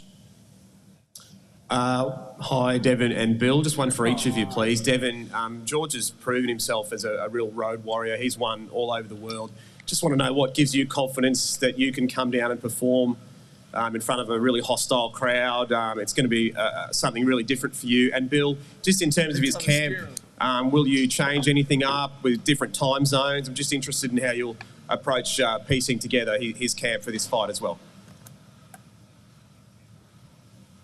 First off, I want to start off by saying I'm not a kid, so you can stop calling me a kid. I'm a man, and I will show him that in the ring. Respect me as a man, and if he doesn't want to respect me as a man, I'll gain the respect in the ring. And second of all, he could say that he chose me, but that's not the truth. He was forced into this fight. He did not want to fight me, and up until today, he did not want to sign a contract. Up until today, so he can say what he want to say. He did not choose me. He was forced into it. You were chosen, boy. And you were chosen. Can you repeat the question for me again? Sorry, no, I wasn't chosen. You were chosen. No, he was forced. You got forced into this position. You didn't want this position. I'll take the same deal as Loma does. I'll take the same deal as Loma. Yeah, you're on a different broadcast. And what did I do? You're on a different broadcast. You're on a different broadcast. And what did I do? That's right. Exactly. That's right. Exactly. Because I knew I could beat you. Show me June 5th. I trusted my skills so much that I knew. No matter what, I'd fight you anywhere, wherever. I'd fight you in your backyard if I had to, because I know that I'm going to beat you. And you'll see June 5th. I'll be waiting. June 5th, there we go. It's going so nicely Let's there go! for a while too, wasn't it, ladies and gentlemen? But you can see the fighter's instinct. He's upset, Eddie. So much on the line, you can just feel it. The secondary question was to George. No, the second one was to Bill. I'm just interested in how what am I going to be upset about? I'm about to become undisputed. This is a dream come true for me. What am I going to be upset about? You sound very angry. You sound very upset. I want to see that energy when you step in here in June 5th with me. Just answer the question. You got it, bro. Come on, Bill, answer it for him. Yeah, Bill, I just want to know about your camp. Hey, you don't tell me what to do. I answer the question when I want to answer the question. If you tell me to answer the question, I'm not answering it. Bill looks like a world champion. Look how he's dressed. He's dressed like me, sharp, in the suit. Devin forgot the suit. I don't know if he owns one, but this is fun. I don't need to wear that. I want to wear these belts on June 5th. I'm gonna show you how to wear the belts on June 5th. Reality's kicking in. You ain't gonna go near them. This is just a dream for you. Just enjoy it. Bill, can we get you to answer Dream that come question, true. maybe? Bill, the question was. Yes, sir. Can we get a repeat on the question, sir? We can. I happened to be enjoying these fine young champions. Bill, hi. I just wanted to know what you're going to do with your camp and the changes you're going to make, having to travel all the way down here, different time zones, acclimatising. I mean, what sort of challenge is this for you as a trainer to get all this right ahead of the fight? Well, actually, shout out to the Victorian government and both. I have to say again, Peter Khan, who's also offered us first-class treatment to come over and train and get ready to give the people the fight that they're clamoring for, to make sure that these two gentlemen are well taken care of, and it's a fight that's going to be settled in the ring. I know that it's something that Kambosos made as the last option. I have a lot of respect for him and Jim, but Devin was the last option. And alhamdulillah, God doesn't make any mistakes. Now it's set forth to June 5th. Everything will be finalized and settled. Shout out to Bob Arum and Top Rank for providing this platform. And ESPN, it's going to be a heck of a fight. We plan to come out a month in advance to Australia. Hopefully we can get a chance to do some media and also put in the work that we want to need and get adjusted to the climate. Next question. Hi, this question is also for Bill. Bill, George really seemed to get into Lopez's head in the lead up to the fight at some of the pre-match press conferences. Is that something that you need to be mindful of in terms of you keeping Devin's, mind on track? Already in his head. No. I think that's just something that's George's personality. But when the two men meet in the ring, it's going to be settled. It's all about skills. Skills will pay the bills. Nothing that George can do or say can get Dev out of his character. Dev is ready for this fight. George just spoke about the many miles, the 8,000 miles, or the journey to come over. This has been a 15-year journey for Devin. So the amount of time that it's going to take to come over, anything that George is going to say, anything that any fans or anything that's going to do, it won't be anything that's going to be that's going to disrupt him. We graduated. We made our bones in Mexico, in small bars, onto this big stage. So nothing that is going to surprise us. Devin is going to be ready for everything. And we look forward to performing in front of the Australian fans. Thanks very much, Bill. Next question from the media. Question for Devin Haney. Devin, last time George fought, he overcame one of the best pound-for-pound fighters on earth in Teofimo Lopez. Why do you pose more of a threat to George than Teofimo did? Because styles make fights at the end of the day. He had a great night on that night, and he beat Teofimo, but I'm a different fighter than Teofimo, and I will show. Like I said, the things that he does best, I will take away from him. And the last question from our media. One for you, George. Just wondering, mate, what it would mean to you to be the country's first ever undisputed world champion? Look, I'm very excited, and I've worked extremely hard. I've gone back and forth from the US, all over the world I've been, to get to this. Now, these guys sit there and complain. They're making millions of dollars and they complain about a trip all the way to down under. I've done that trip for free, lost money with my family and my kids, in the cattle class with screaming babies. to achieve this. So they're worried about a trip down under. So I'm very excited. I've achieved this, but again, I never get content. I'm striving for more and more. And these guys are just another person in front of me. I will take them out, and I will move on to who's next. Thank you, everybody. And Bill and Devin, can I say thank you so much for being part. We signed up. We signed up for it twice. Hey, we wanted it so bad, and we want to look for. We're looking forward to performing in front of the Australian people and the Greeks and on all your fans, not once but twice. So it ain't like that we did not look forward to this. We signed up for it not once but twice, and I don't know too many teams that would have signed up for it. That's how much we're looking to come down under, my brother. You had no choice. Well, the great thing is the deal has been done. So whatever happened beforehand doesn't matter anymore. There's only one thing to worry about now, and that is Sunday, June 5th. And if I can say to Devin and Bill, thank you very much for coming along this. And I'll become undisputed June 5th. I look forward to it. We look forward to you coming down and having a go at it, Devin, and we look forward to George stepping into the ring as the champion of the world. You two great champions. It's going to be something fantastic for us sports lovers. You two have to go hard at each other because it is mano on mano when it gets to boxing. We understand that the mindset that is required, there's no niceties about it, and we respect you both as champions, and one of you will be the undisputed champion of the world. Thank you again, Bill. Thank you, Devin, for joining us today, and thank you, George. May I just say this, Sunday, June 5th, there is no other place you want to be than right here at Marvel Stadium or on pay-per-view in Australia on Main Event, and right around the world in America, available on ESPN. As we heard a little bit earlier, corporate hospitality, including those magnificent ringside seats, are on sale now through vipnow.com.au. That's VIP now, vipnow.com.au. Travel packages. You can come over first class as well, just like the challenger here tonight has been saying how wonderful it is. You can come with the Haney family if you like, but the packages are absolutely on sale right now. Go to Keith Prowse Travel, that's kpt.com.au for your travel packages from right around Australia to come to Melbourne and right around the world to come to the sports capital, Melbourne, Australia. Marvel Stadium, Sunday, June 5, and pay-per-view in Australia on the Main Event, and in America, ESPN. And of course, you can join the wait list for tickets at ticketek.com.au. That's ticketek.com.au for the general admission tickets. Ladies and gentlemen, this has been an historic morning. It is an unbelievable occurrence that's going to happen in 2 months' time on June 5, and that is the unification of the lightweight championship of the world.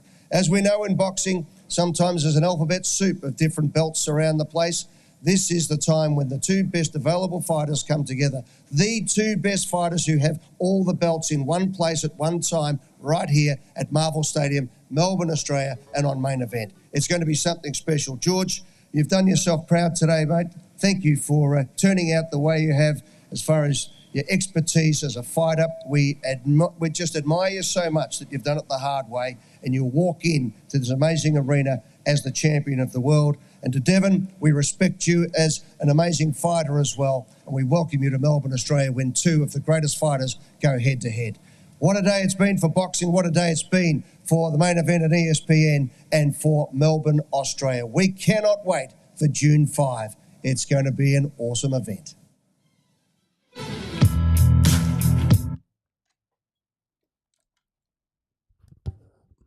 Wow. What'd y'all think? That concludes the press conference. Listen, y'all got to get the likes up. Did I not deliver what I said? And I stuck with y'all? Y'all got to get the likes up. Someone just sent a super chat. Appreciate you. Stoner Bars. He said you got the best lives. Kambosos know it's the end. Yeah. Listen, y'all got to get the likes up. I don't know what's good. I'm going to give a couple of my thoughts before I get out of here about what I heard. Hold on, yo.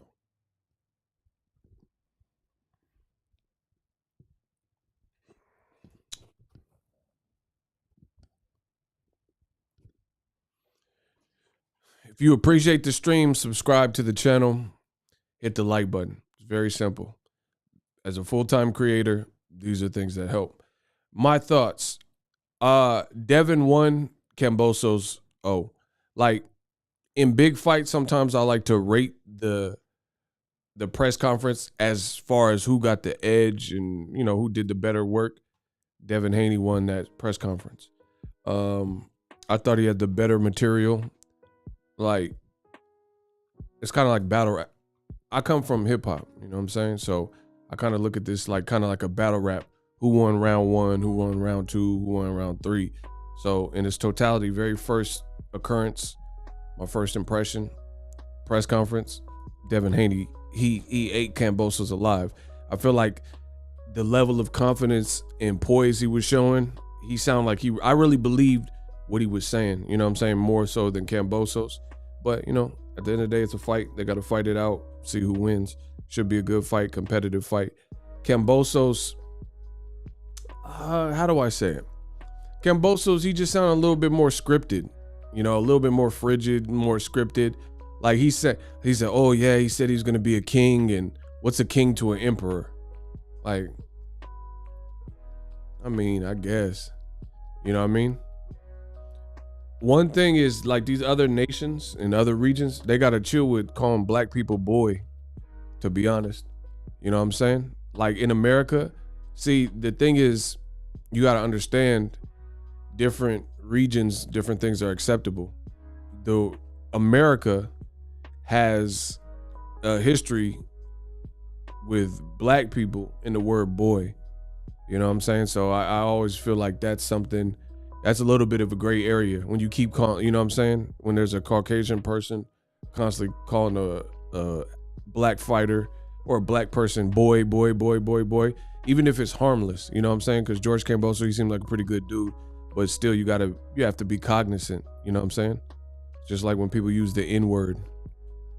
Some people, just because your block allow you to use the N-word, you can go to Texas, you go to the Bay Area, you go somewhere, LA, they might not accept that, you saying the N-word, because, you go to Chicago, Detroit, they might not accept you using the N-word because you can use the N-word around your people, you know what I'm saying? So yeah, I'll be kind of weary on that boy stuff. Stop whining, block him. I'll be weary on that boy stuff, like, you know what I'm saying? Hey boy, listen to me, boy. Like, I don't like, I personally, that's me personally. So that's one thing I noticed. He kept calling him boy, like kind of sunning him. Devin, he stood up and said that. He said, he keep calling me boy, or he keep calling me boom, boom, boom.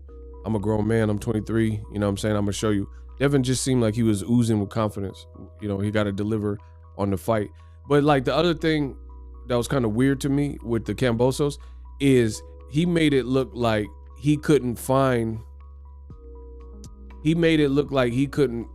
nobody to fight him, or like Devin Haney he said something like you was forced into taking the fight in Australia. How so? How is Devin Haney, like, I mean, you're forced into the A-side rules or whatever, you know what I'm saying? But how is Devin Haney forced? I didn't really get that part. I didn't really get that, how he's claiming Devin's forced. I actually agree with Devin Haney that Kambosos was forced. If anybody was forced, it was Kambosos was forced. You know what I'm saying? Kambosos was forced because they just told you on wax. Lou DiBella, his promoter, he said we was fighting Lomachenko. So when that fell apart for obvious reasons, you had to fight somebody. And you had already put it out there that you would fight Devin Haney. So there was really no way out, because Devin said he'll fight you on Jupiter, and he played the B side. So what could you do? How could you get out of it? It would have looked weird. It would have looked weird if Kambosos, and see, bro, and listen, I'm not like not just about psychoanalyzing people, but I pay attention to what people say. And Kambosos, some of what he was saying, to me, it sounded like he has to build himself up. You get what I'm saying? Like he has to make himself like believe it. Like he's like wishful thinking and talking himself into what he's saying. Does that make sense? That's how I took it. Like he was saying stuff, what's a king to an emperor, all this cliche stuff, blah, blah, blah. But he kept focusing on, like, Kambosos beat one person, you know, that put him on the map. That's a fact, and that was Teofimo. No one was really checking for him in boxing up until the Teofimo fight. You beat the one guy, Teofimo. He's only 20-something years old, so Teofimo, we didn't really know everything about him, to be honest. We just knew he beat Lomachenko. You know what I mean? So that's cool, but it's not like Teofimo's Canelo. Like, you know what I'm saying? Like, he's just a veteran and we knew everything about him. And then now, to me, this is just my opinion, it seems like George Kambosos has almost gotten big-headed because, you know, he's got the little tailor. He dressed like the Kingsman and, you know, walking out and got the belts. And it's like he's trying to hold on to that moment. And the reason I'm saying that is because he keeps making reference to the fact that he's the A side. Like, every so often, every few words, every few sentences is putting Devin in his place about how he's the B side. You're the B, like, okay, we get it. But the way he's doing it, he making it sound like he Muhammad Ali or Floyd Mayweather or Canelo or something. Like, you know what I'm saying? Like, truth be told, Canelo B-sides guys. He A-sides guys, I guess is a better way to put it. He A-sides guy, but he don't just keep talking about it. You see what I'm saying? Canelo would just do it and he you know, you just know he's the A-side.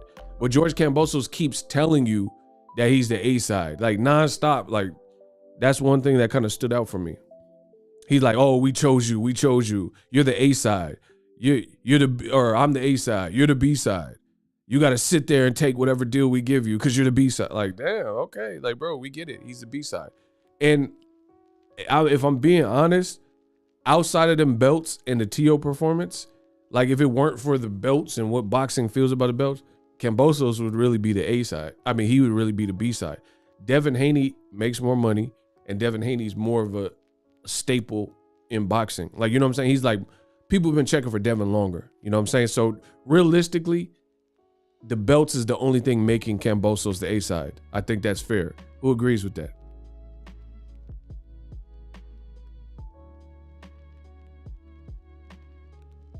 Who agrees?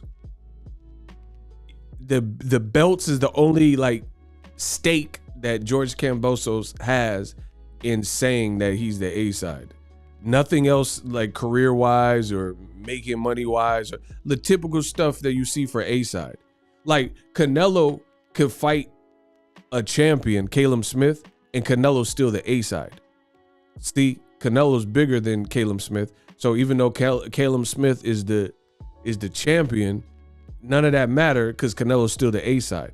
So, again, a lot of people weren't even checking for George Kambosos, but out of respect for his performance versus Teofimo, that's the only thing that's kind of giving him any leverage, to be honest. Like, to the point, and he's like overdoing it a little bit to me, you know what I'm saying? Like, I get it, Devin has to fight him in Australia because he fought on the road and he got the belts. All right, fine. But he keep rubbing it in Devin's face and, oh, you the B-side, man. Like he Canelo or something. Like, he been doing it, you know what I'm saying, at the highest of levels since he was 15. Like, that, I don't know. I don't think that's the entirely true. So, you know, Kambosos seems a little bit big-headed. But whatever. June 5th. It was fun, you know what I'm saying? The back and forth, the banter, the difference of personalities. I also credit to Bill Haney.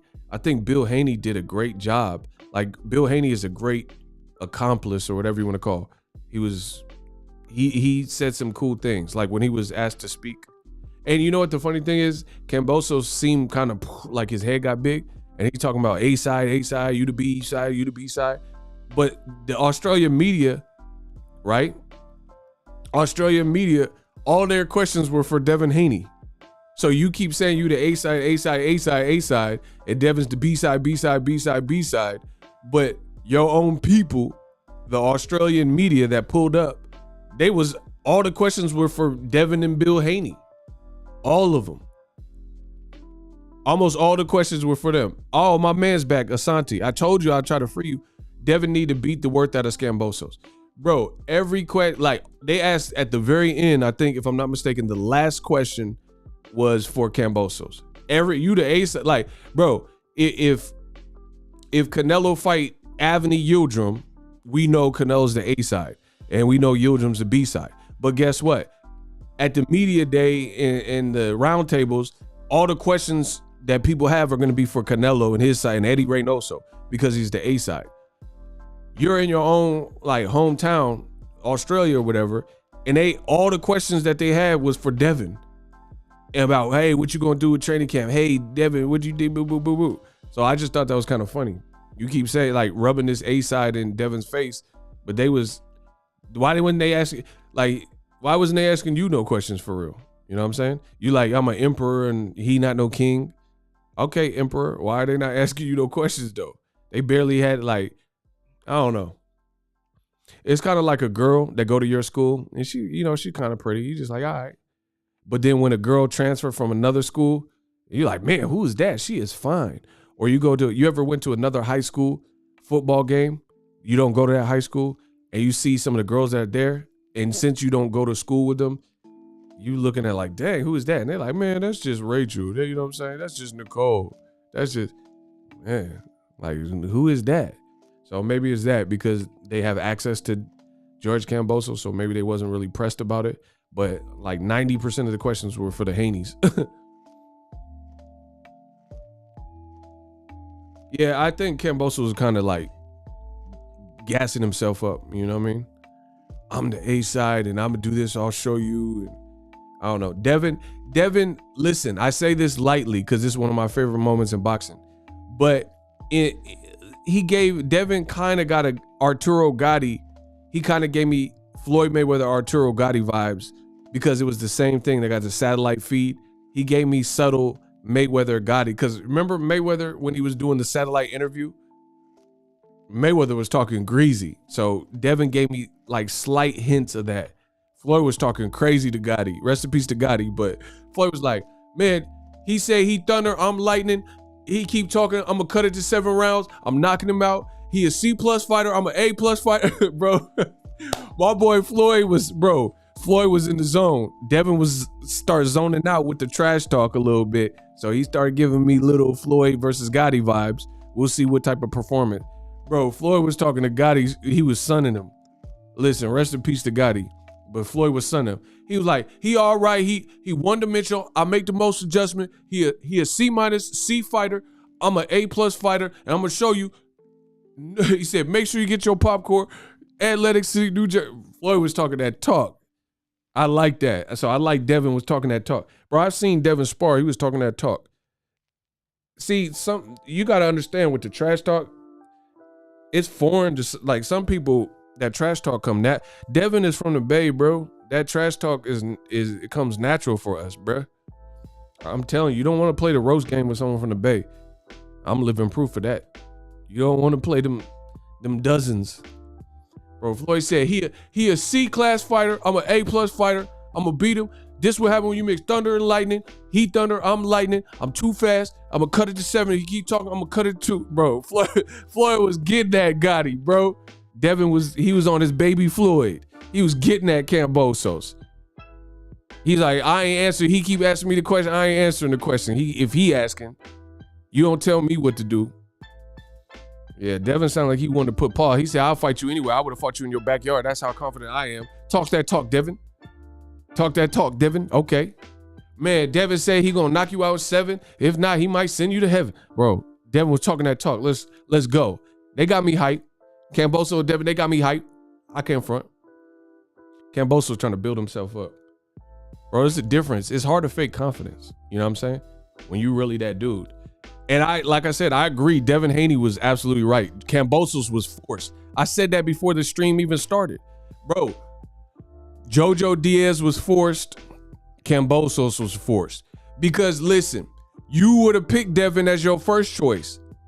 And old media talking about, oh, Lomachenko, he's the much bigger fight. Says who? Says who? What, bro, y'all just be saying whatever. Listen, bro, old media said if it's white, it's right. Who says that Lomachenko and Kambosos is such a big fight? Where did this narrative even come from? Because guess what? I bet you this, if Kambosos and Lomachenko did a press conference right now, this would have been boring. because that's not even Lomachenko's game to be trash talking. So listen, you got, bro, they act in boxing, the old media, the racists, they act like the black dollar don't count. They act like black fighters don't account for nothing. What are you talking about? Bro, if you listen, this is not my opinion. This is facts. I'm the best in the business. If you look at the top 10 fights ever in boxing history, right? Majority of them had a black fighter in there. Majority of them. That's not my opinion. Oh, ego, you're racist. No, it's not my opinion. That's fact. Go to Nevada, go to Las Vegas, look at the top 10 grossing fights in boxing history, and there was a black fighter involved in more of the fights than any other ethnicity, race, or anything.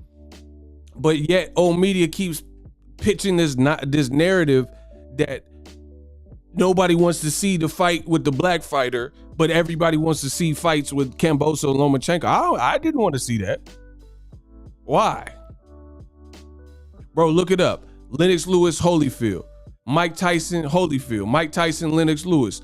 All of Floyd's joints. Oscar and Floyd's. And Canelo and Floyd's. There's a couple like Canelo and Triple G. You know, there's going to be a couple on there. But that didn't have no black person. But majority of them, look it up. So where did this narrative come that everybody wanted to see Kambosos versus Lomachenko? I didn't want to see that. You know what I'm saying? I'm sorry to hear what's happening to Lomachenko's home. You know, I hope it gets better sooner, but I didn't want to see that. Old media keep telling you, bro, Lomachenko didn't listen. Imagine if black fighters got the same level of media response and coverage and praise that other fighters get, right? Then black fighters are constantly marginalized, and still, you know, some people want to see the fights. But guys like Lomachenko, there's no one in old media talking bad about Lomachenko. He's never had an issue getting on any pound for pound list. And with all of that, Bob Arum's always praising him, saying, oh, he like Muhammad Ali and all this garbage and stuff like that. And with all of that push from old media, he's still not producing bigger events than Gervonta Davis. So Gervonta Davis is like, oh, he sucks. He can't make weight. He sucks. And, you know, he's bozo. He need to fight this person. Nobody's treating Lomachenko like that. But guess what? Lomachenko events still ain't more popping than Gervonta Davis. That's a fact. You put Tank, they're like, oh, come on, Tank and Rolly, man. Why is he fighting Rolly? You hear all this hatred from old media. Loma's fighting Richard Comey. What's a bigger event? What's a bigger event? Rolly and Gervonta or Richard Comey? Richard Comey and Loma. So with even though old media try to give Lomachenko a crazy boost, he's still not lit like that, to be honest. He fought Anthony Corolla. They canceled his weigh and moved it to another spot because Nipsey Hussle funeral was bigger than, had more traffic in LA than the Loma weigh-in. Man, come on, bro. I didn't want to see no Lomachenko Kambosos. So I'm glad this fight's happening. I'm real glad. George Kambosos was forced, bruh. Shout out to my girl Cassandra. She sent $5. Man, y'all gonna pay me. I'm the best in the business. Listen, I'm forever paid. We got $5 in the Cash App. Cassandra, she said, I appreciate you. Thank you. I appreciate you, Cassandra.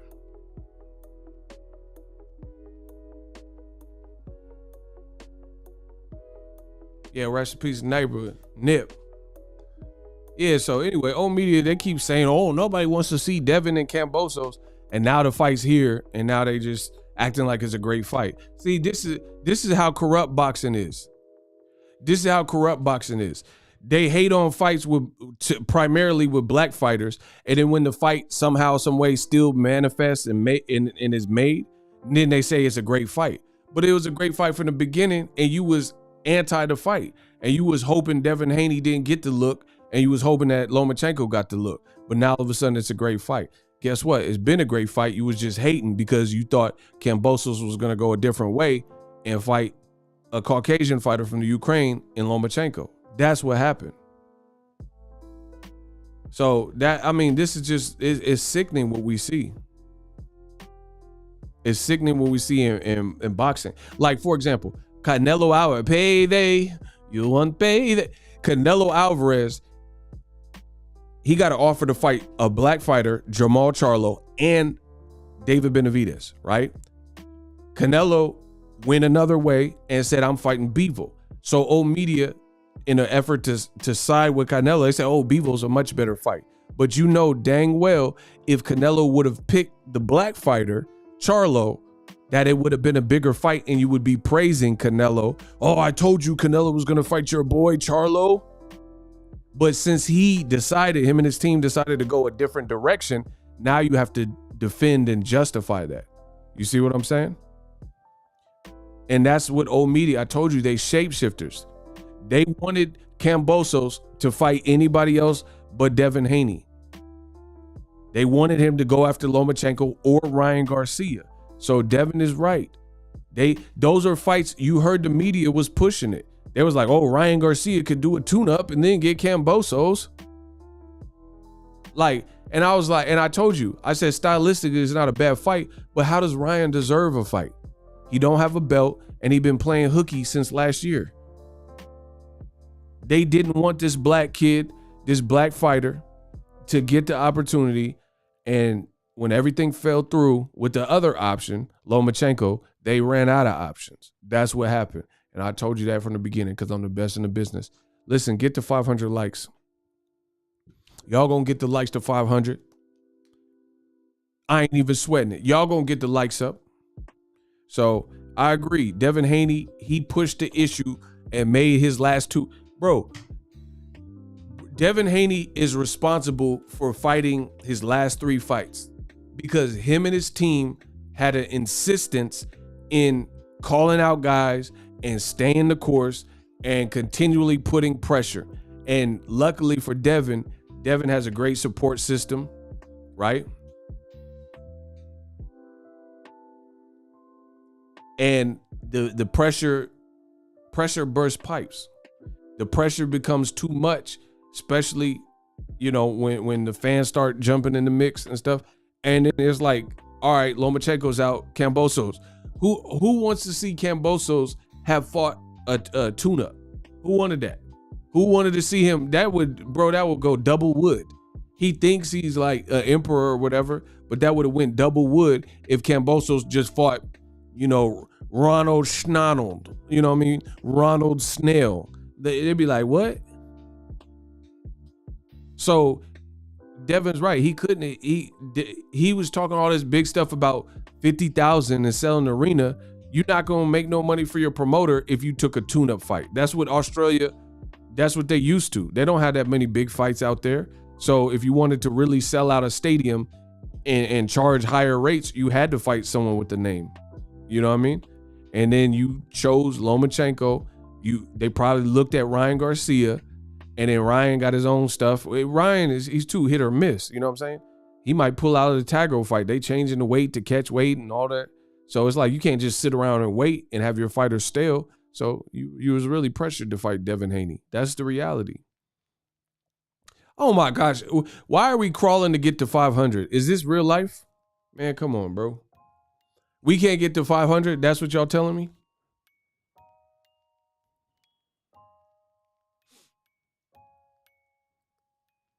They doing a multi-fight contract because they know they want to be done with this division. It's not going to work. Man, we going to see, bro. All the talk will be over on June 5th. Somebody said, Ego, why is it on Sunday? It's Sunday in Australia, Saturday for us here in America. Just like they did Pacquiao Horn. Bro, we're on 2 different time zones. To me, it's 5 p.m. and the press conference was just on.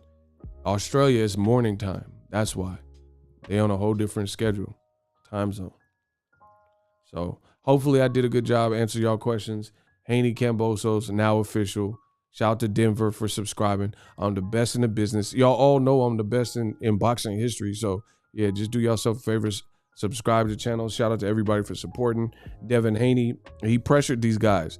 These dudes did. Like, remember, Teofimo, all these dudes, bro. They were saying Devin need to fight someone. Bro, listen, I'm about to destroy y'all. Wait for the new content coming. I'm going to destroy y'all. Y'all can't beat me. I'm unwinnable. Teofimo was big-headed, and he was like, Devin, oh, who is he beat? Oh, he's the email champion. Oh, how the mighty have fallen. Now Teofimo sounds like he's in a psych ward when anytime he do an interview, to be honest.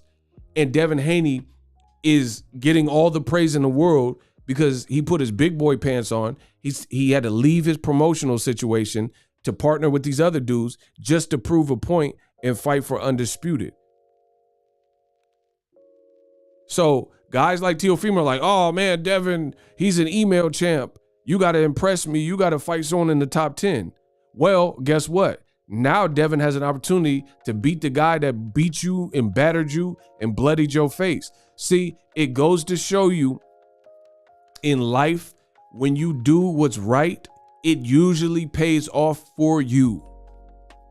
Devin Haney, he endured all of that negativity and all the toxic people in boxing, calling him an email champion, and now he's reaping the ultimate benefits. Here's another thing, since we talking about it. How come black fighters, I'm gonna keep saying this, ain't nobody gonna do nothing. I'm in NorCal right now. Ain't nobody gonna do nothing.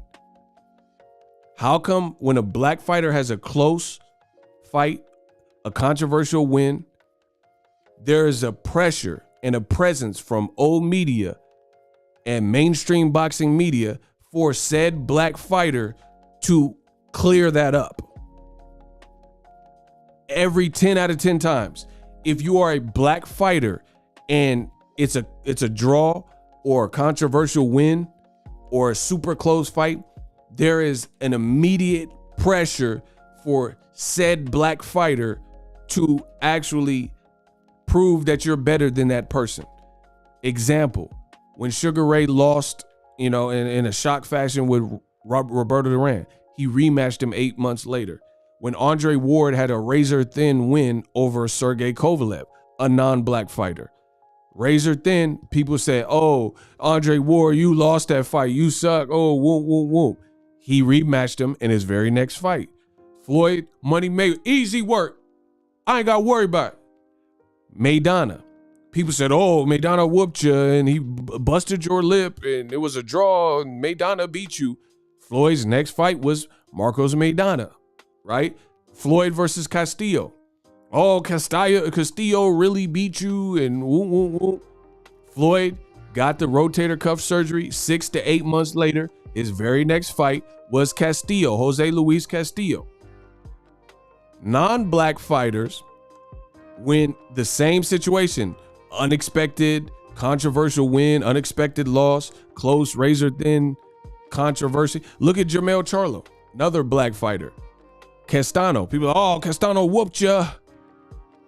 Wilder, Tyson Fury. Oh, Tyson Fury, it wasn't a draw. He whooped ya. Wilder ran it back. Jermell Charlo's running it back.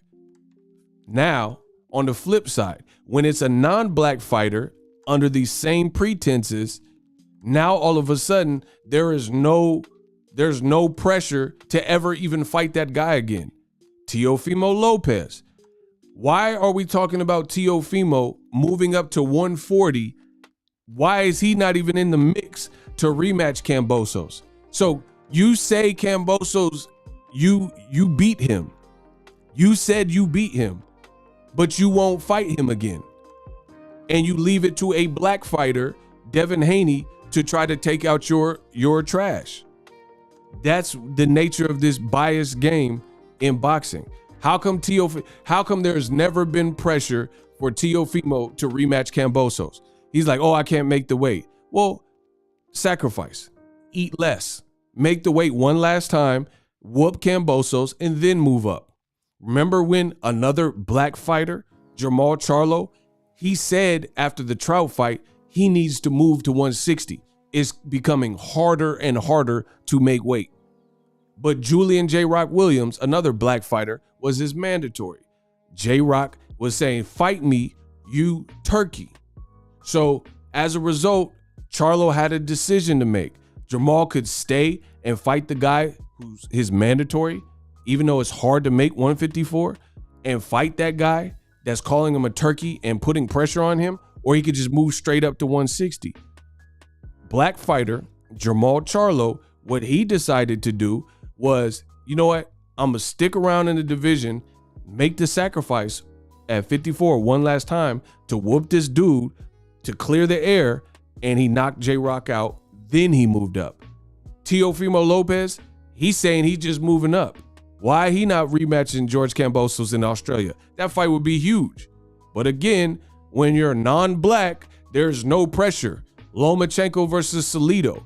He felt froggish, he leaped. His second fight, he lost.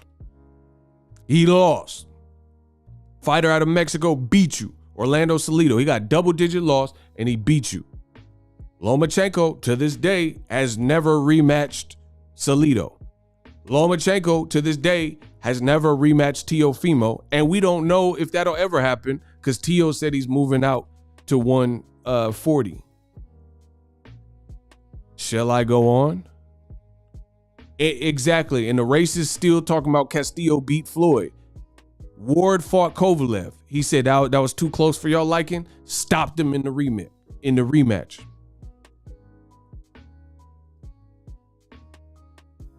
What are we talking about? So I just find the double standards ironic. How come nobody is pressuring Teofimo to have tried to beat Kambosos? Look at Triple G. Triple G I thought he lost to Jacobs, and I thought he lost to Derevyanchenko.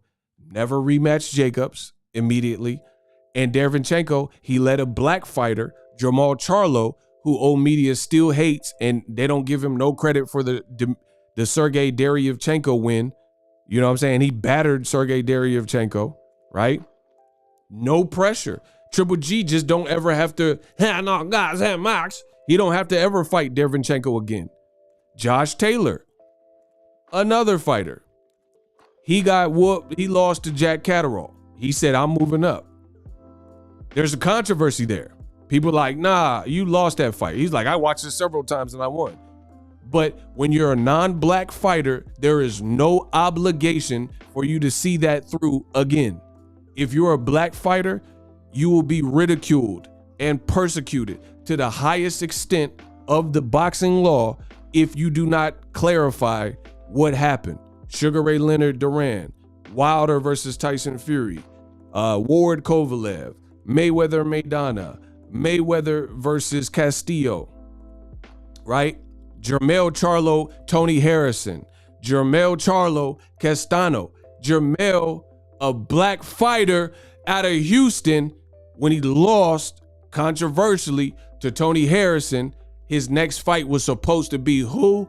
Tony Harrison. Tony Harrison pulled out. That's the only reason he fought Jorge Cota. So explain how black fighters are constantly pressured to, clarify these draws and controversial wins and stuff like that. Even Wilder, bro, why did Wilder have to fight Luis Ortiz 2 times? The first fight, he almost got knocked out in the 7th round, dang near. But he still, just to prove he's a dog, this is what happens. And then the same thing with Teofimo in the Devin situation, right? Teofimo, there's no pressure for him to fight Kambosos.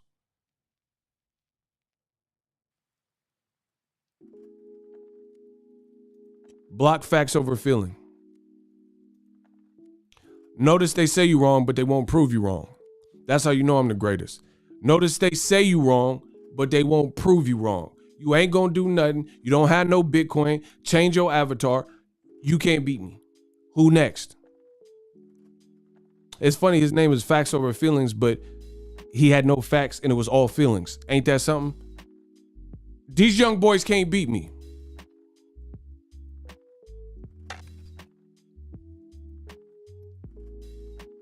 Bro, I'm still waiting. Somebody prove me wrong. How's there any pressure for Teofimo Lopez to fight George Kambosos? Why does it take a black fighter, Devin Haney, to go to Australia to clean up Teofimo's mess? If I'm wrong, then y'all gonna prove me wrong. I'll beat any man in this room in less than 60 seconds.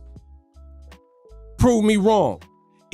Why is Teofimo not going, catching a 19-hour flight to Australia? Why is a black fighter, Devin Haney, going to Australia 2 times to try to beat this man, George Kambosos, instead of Teofimo.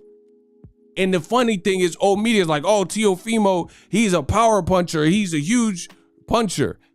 Devin Haney's pillow-fisted. So why is the pillow-fisted guy going to Australia and having insane belief in himself to beat Kambosos in Australia? But the power punching guy, his face was bloody and he ain't doing no rematch with the guy that just beat him, George Kambosos. Now he leaving the division. Now he moving to 140. I shook up the world. Rumble, young man, rumble. See, it's dead for old media. None of that stuff makes sense. The pillow-fisted guy got the heart to leave Vegas and go fight in enemy territory, but he pillow-fisted, but he the coward, but he got rocked by Jorge Linares and all that goofy stuff y'all talking. But then the power puncher that y'all love that beat Lomachenko, he lose to Kambosos, face is all bloody, and he don't want no more of that. He moving out the division, just like Josh Taylor. He won't run it back with Jack Catterall. Man, listen. Oh my gosh, bro. Y'all getting cooked. Y'all getting cooked. Like I said, they can dislike, but they can't disprove. Teofimo should be the one going to Australia to fight Kambosos, if I'm being serious. Just like every black fighter in the history of boxing had to do when they had close or controversial fights or upset losses. But old media, there's no pressure for that. Teofimo, he could just go fight whoever. He could fight Liam at 140. It don't matter, huh?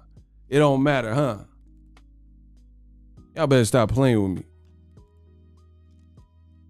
Bro, just like Triple G and Derevchenko. Derevchenko ran through Triple G. He ran through G. And he left it to a black fighter on PBC that old media hates, Jamal Charlo, to beat the brakes off of Derevchenko. Just like Teofimo.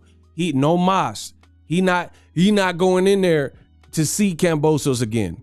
How is it that black fighters got to always prove 10x more? How? Even Canelo. Don't get me started on the Chupapi Muñeño. Bro, Canelo, he don't have to. Edeslani Lara, I thought he beat him. Floyd Mayweather did beat him.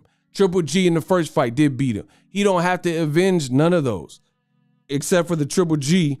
And then now he waiting 4 years where Triple G look horrible to try to rematch Triple G now. It ain't no immediate situation. So, man, props to Devin Haney. This American lad is willing to risk it all, undefeated record, not even your promoter. You see what I'm saying? Like, bro, everything's stacked against you, dog. Austin Trout fight. Canelo ain't done no rematches like that. Except for Triple G. Bro, Devin Haney, this man is going overseas where everything could be against him. So he must believe in himself crazy. See, that's what I'm saying. I wish some of y'all favorite fighters in the old media had the confidence that y'all say y'all have in the comment section. Listen, I wish your fighter had the confidence that you have in the comments. That's a bar. Listen, I know I'm the best in the business. That's why I'm full of confidence.